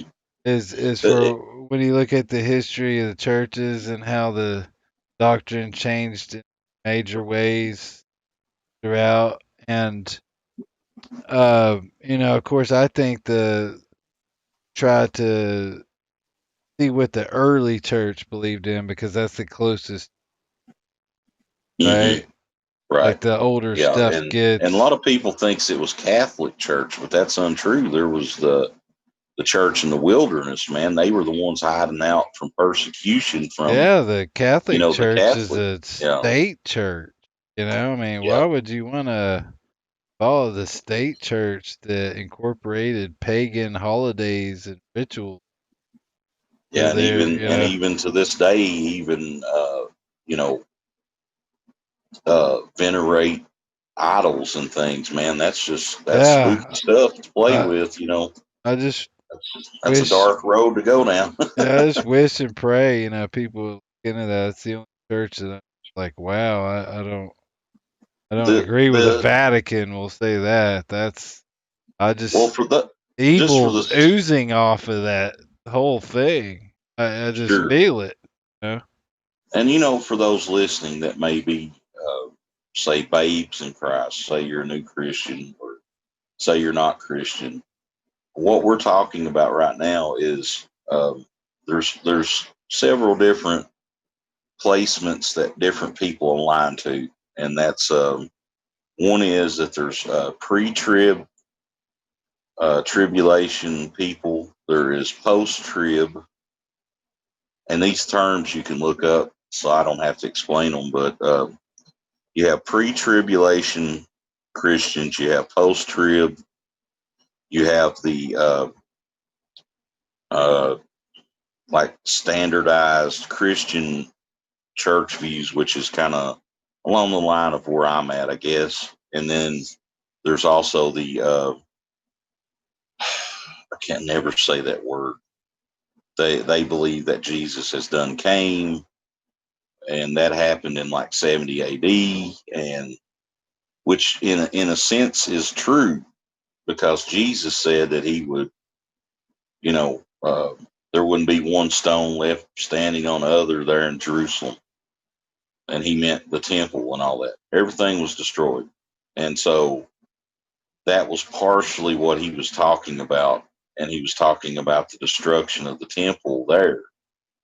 And so, but there's another sect of Christianity that believes that that was in 70 AD was when Jesus had returned, and that's really that's one I can't get in line with at Well, all. I believe there's several reasons not to believe in that.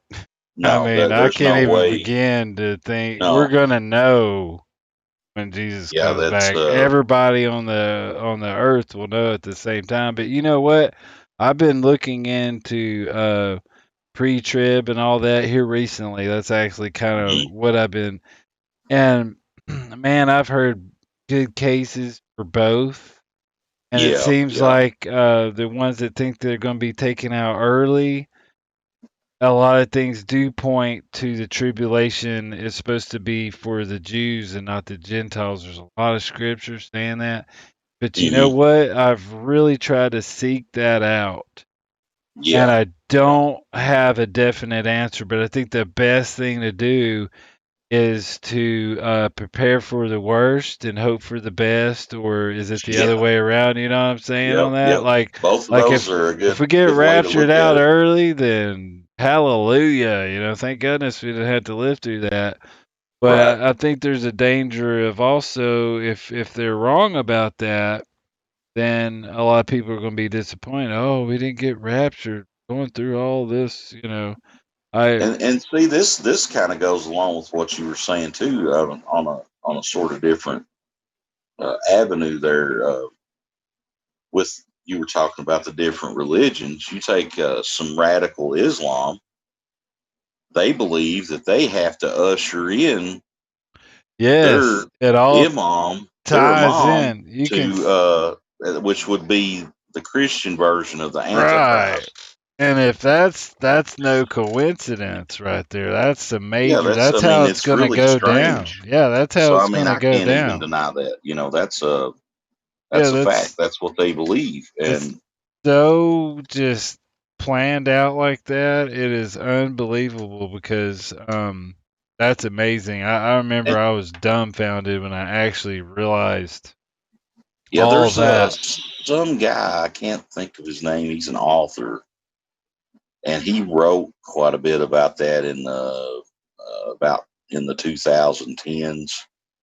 I think he was on the Glenn Beck show quite a bit then too. But he wrote a lot about Jerusalem and how like the Middle East was such a hotbed, which it still is. It's always been, you Oh know, yeah, it's always been a hotbed of you know conflict. aggression, yeah, Yeah. conflict, and so you know, and that's where I learned about that the imam that the radical Islamic. Uh, some of the radical Islamists believe in, which not all of them believe in it, but uh, there's a great deal of them that believe that bringing terror and chaos into the world is going to usher in their Messiah coming back. And so that's where that's at, you know. I mean, And it will. Their Messiah is going to come back. and I guess you know, I mean, there's this new show on Netflix that isn't it called Messiah? I believe so. I have not watched And it. he's I sort of a canceled. middle. Yeah, Uh, he's a Middle Eastern guy, and I'm like you. I canceled my Netflix too because yeah, it was just. But I know what you're talking about, and I can even picture what the guy looks like on there. You know, yeah, yeah, um, he was a Middle Eastern guy, and I seen like the first episode of it, and I was like, nah, this is not for me. well, anytime I'm watching, I can't watch documentaries anymore Right. because I just think everything they're saying it's like being brainwashed and told a lie about your history or the universe you live in, and And I everything on almost wonder if that Netflix. isn't like meant to be that way. It's It like, is. That's the are we supposed to get to where we're just so confused about everything that we just yeah. quit If you looking don't know into your anything? past, you're at a disadvantage. Don't know the very nature of the place you're living in. You're at a disadvantage. You're Yeah. kept away. It seems like everything's been it's been hiding God, and everything about the world tells you not to believe in the Bible. Basically, every TV show, if you really listen and watch, almost all the TV shows and movies are directing you away from God in some way. A lot of them Hmm. just blaspheme His name, make fun of Christians. And if you really watch, it's in almost everything you see, every popular, especially if it's popular show or movie. Or Yeah, and it it's has biblical, you know, implications to it yeah, and it's amazing how much that's going on. I think a lot of people are waking up, a lot of people are getting saved, and a lot of people are getting worse too at the same time. And yeah. I don't. It's drove a big divide in our whole community. As far as the human race, it's which that again goes back to biblical references that father will be against son, son against father, brother against brother. I mean, it's just Well, we're that's the nature of definitely these in things. the apostasy, the falling away church. Hmm. They're not teaching even the gospel. Church is unbelievable. I mean, And you take Joel Osteen, and I'm going to call him out. It's oh, you can call he him is out just. all you want. Yeah, I mean, the guy terrible is absolutely just. It's prosperity like teacher. it's prosperity, but it's even more dangerous Yeah, because it's like about self. It's all this self awareness, self no mention about love. sin. Yeah, Just he wants to feel stay off the good. road of condemnation of any kind, which Yeah. you know no one likes to be have condemnation. It stings If you because don't well, have it, if you have no repentance, you won't be saved, basically. yeah, And it has it's to be there. You yeah, know, and they're not. They just want to fill the pews, and a lot of those preachers are insanely rich. Um, and Olstein, just a few times I've listened to him, I just had that knowing that he is just. It's almost a feeling like he's evil. It's the same way I feel when I look at the Vatican. It's it's yeah. just bad. There's And several of those guys that's is it spooky to me, Kenneth? man. Is it Kenneth Kenneth? Copeland. That dude, I saw the devil in Yeah, his eyes. I mean, yeah, he's that spooky. guy's scary, and he's And I mean, ultra rich. He's that's one of those super things where rich. someone out there that may not be saved or something be like, well, these guys are passing judgment on these people. Well, Can't that's help an it. unfortunate. It's an unfortunate thing that people have to understand is that we all judge each other Well, I to used some to. extent. You have to because you have to know.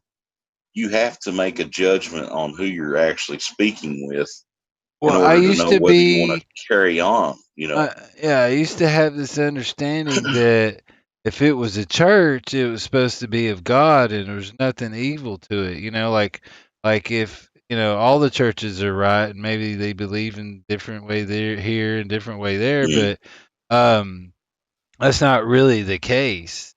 We're supposed just to call them out. yeah, just because a few churches may be actually really evil at their beginnings and core doesn't mean that all of them are. But I used to, like 20 years ago, I'd never say something about the bad about the Catholic Church. 'Cause Right. church, how can Yeah. that be against God? It's a church. It's been around for a long time. Well, I That's think just once you tie on the Christian name, that entitles you to be actually judgmental of other others that are Christians, but it doesn't entitle you to judge sinners. That's the thing. I think that's the big misconception is we aren't to judge the sinners per se. I mean, well, obviously we have an opinion, and you can but to call say, them well, out. You can call yeah, them out, and it's biblical. It's not sure. just it's not do not judge. Period. And That's like it's the church to though has care been about them and want them right, to right. not be led astray. It's not. There's a lot of things taken out of context there, but you know what I'm See, saying? even like the churches that I've attended in the past, a lot of them were under this precipice that we were supposed to wait for the sinners to come and bust the doors in to get into the church building to be saved when Right. that's completely backward of what Jesus tells everyone to do, and that's the great commission. He said Yeah. go out into the world and preach the gospel, you know, Totally, like totally, man. Hey, we better cut it off here because I won't be sure. able to upload this sucker. But Yeah, yeah, hey, I got you. this is a great talk. We shall talk again. We're about 2 hours and 20 minutes. Some So, red mercury. We need to talk about red mercury. okay. And, I hope, thanks for listening. If you listened in this far, it's just a couple guys talking about what they believe in and some of the they've seen and learned. And it's just a conversation you get to eavesdrop in on. And we hope everybody out there is blessed and Yes. hopefully learned something or heard something interesting here and found it of value. And I guess we're going to end it there. And I appreciate everybody for listening in. And I'll see you guys soon.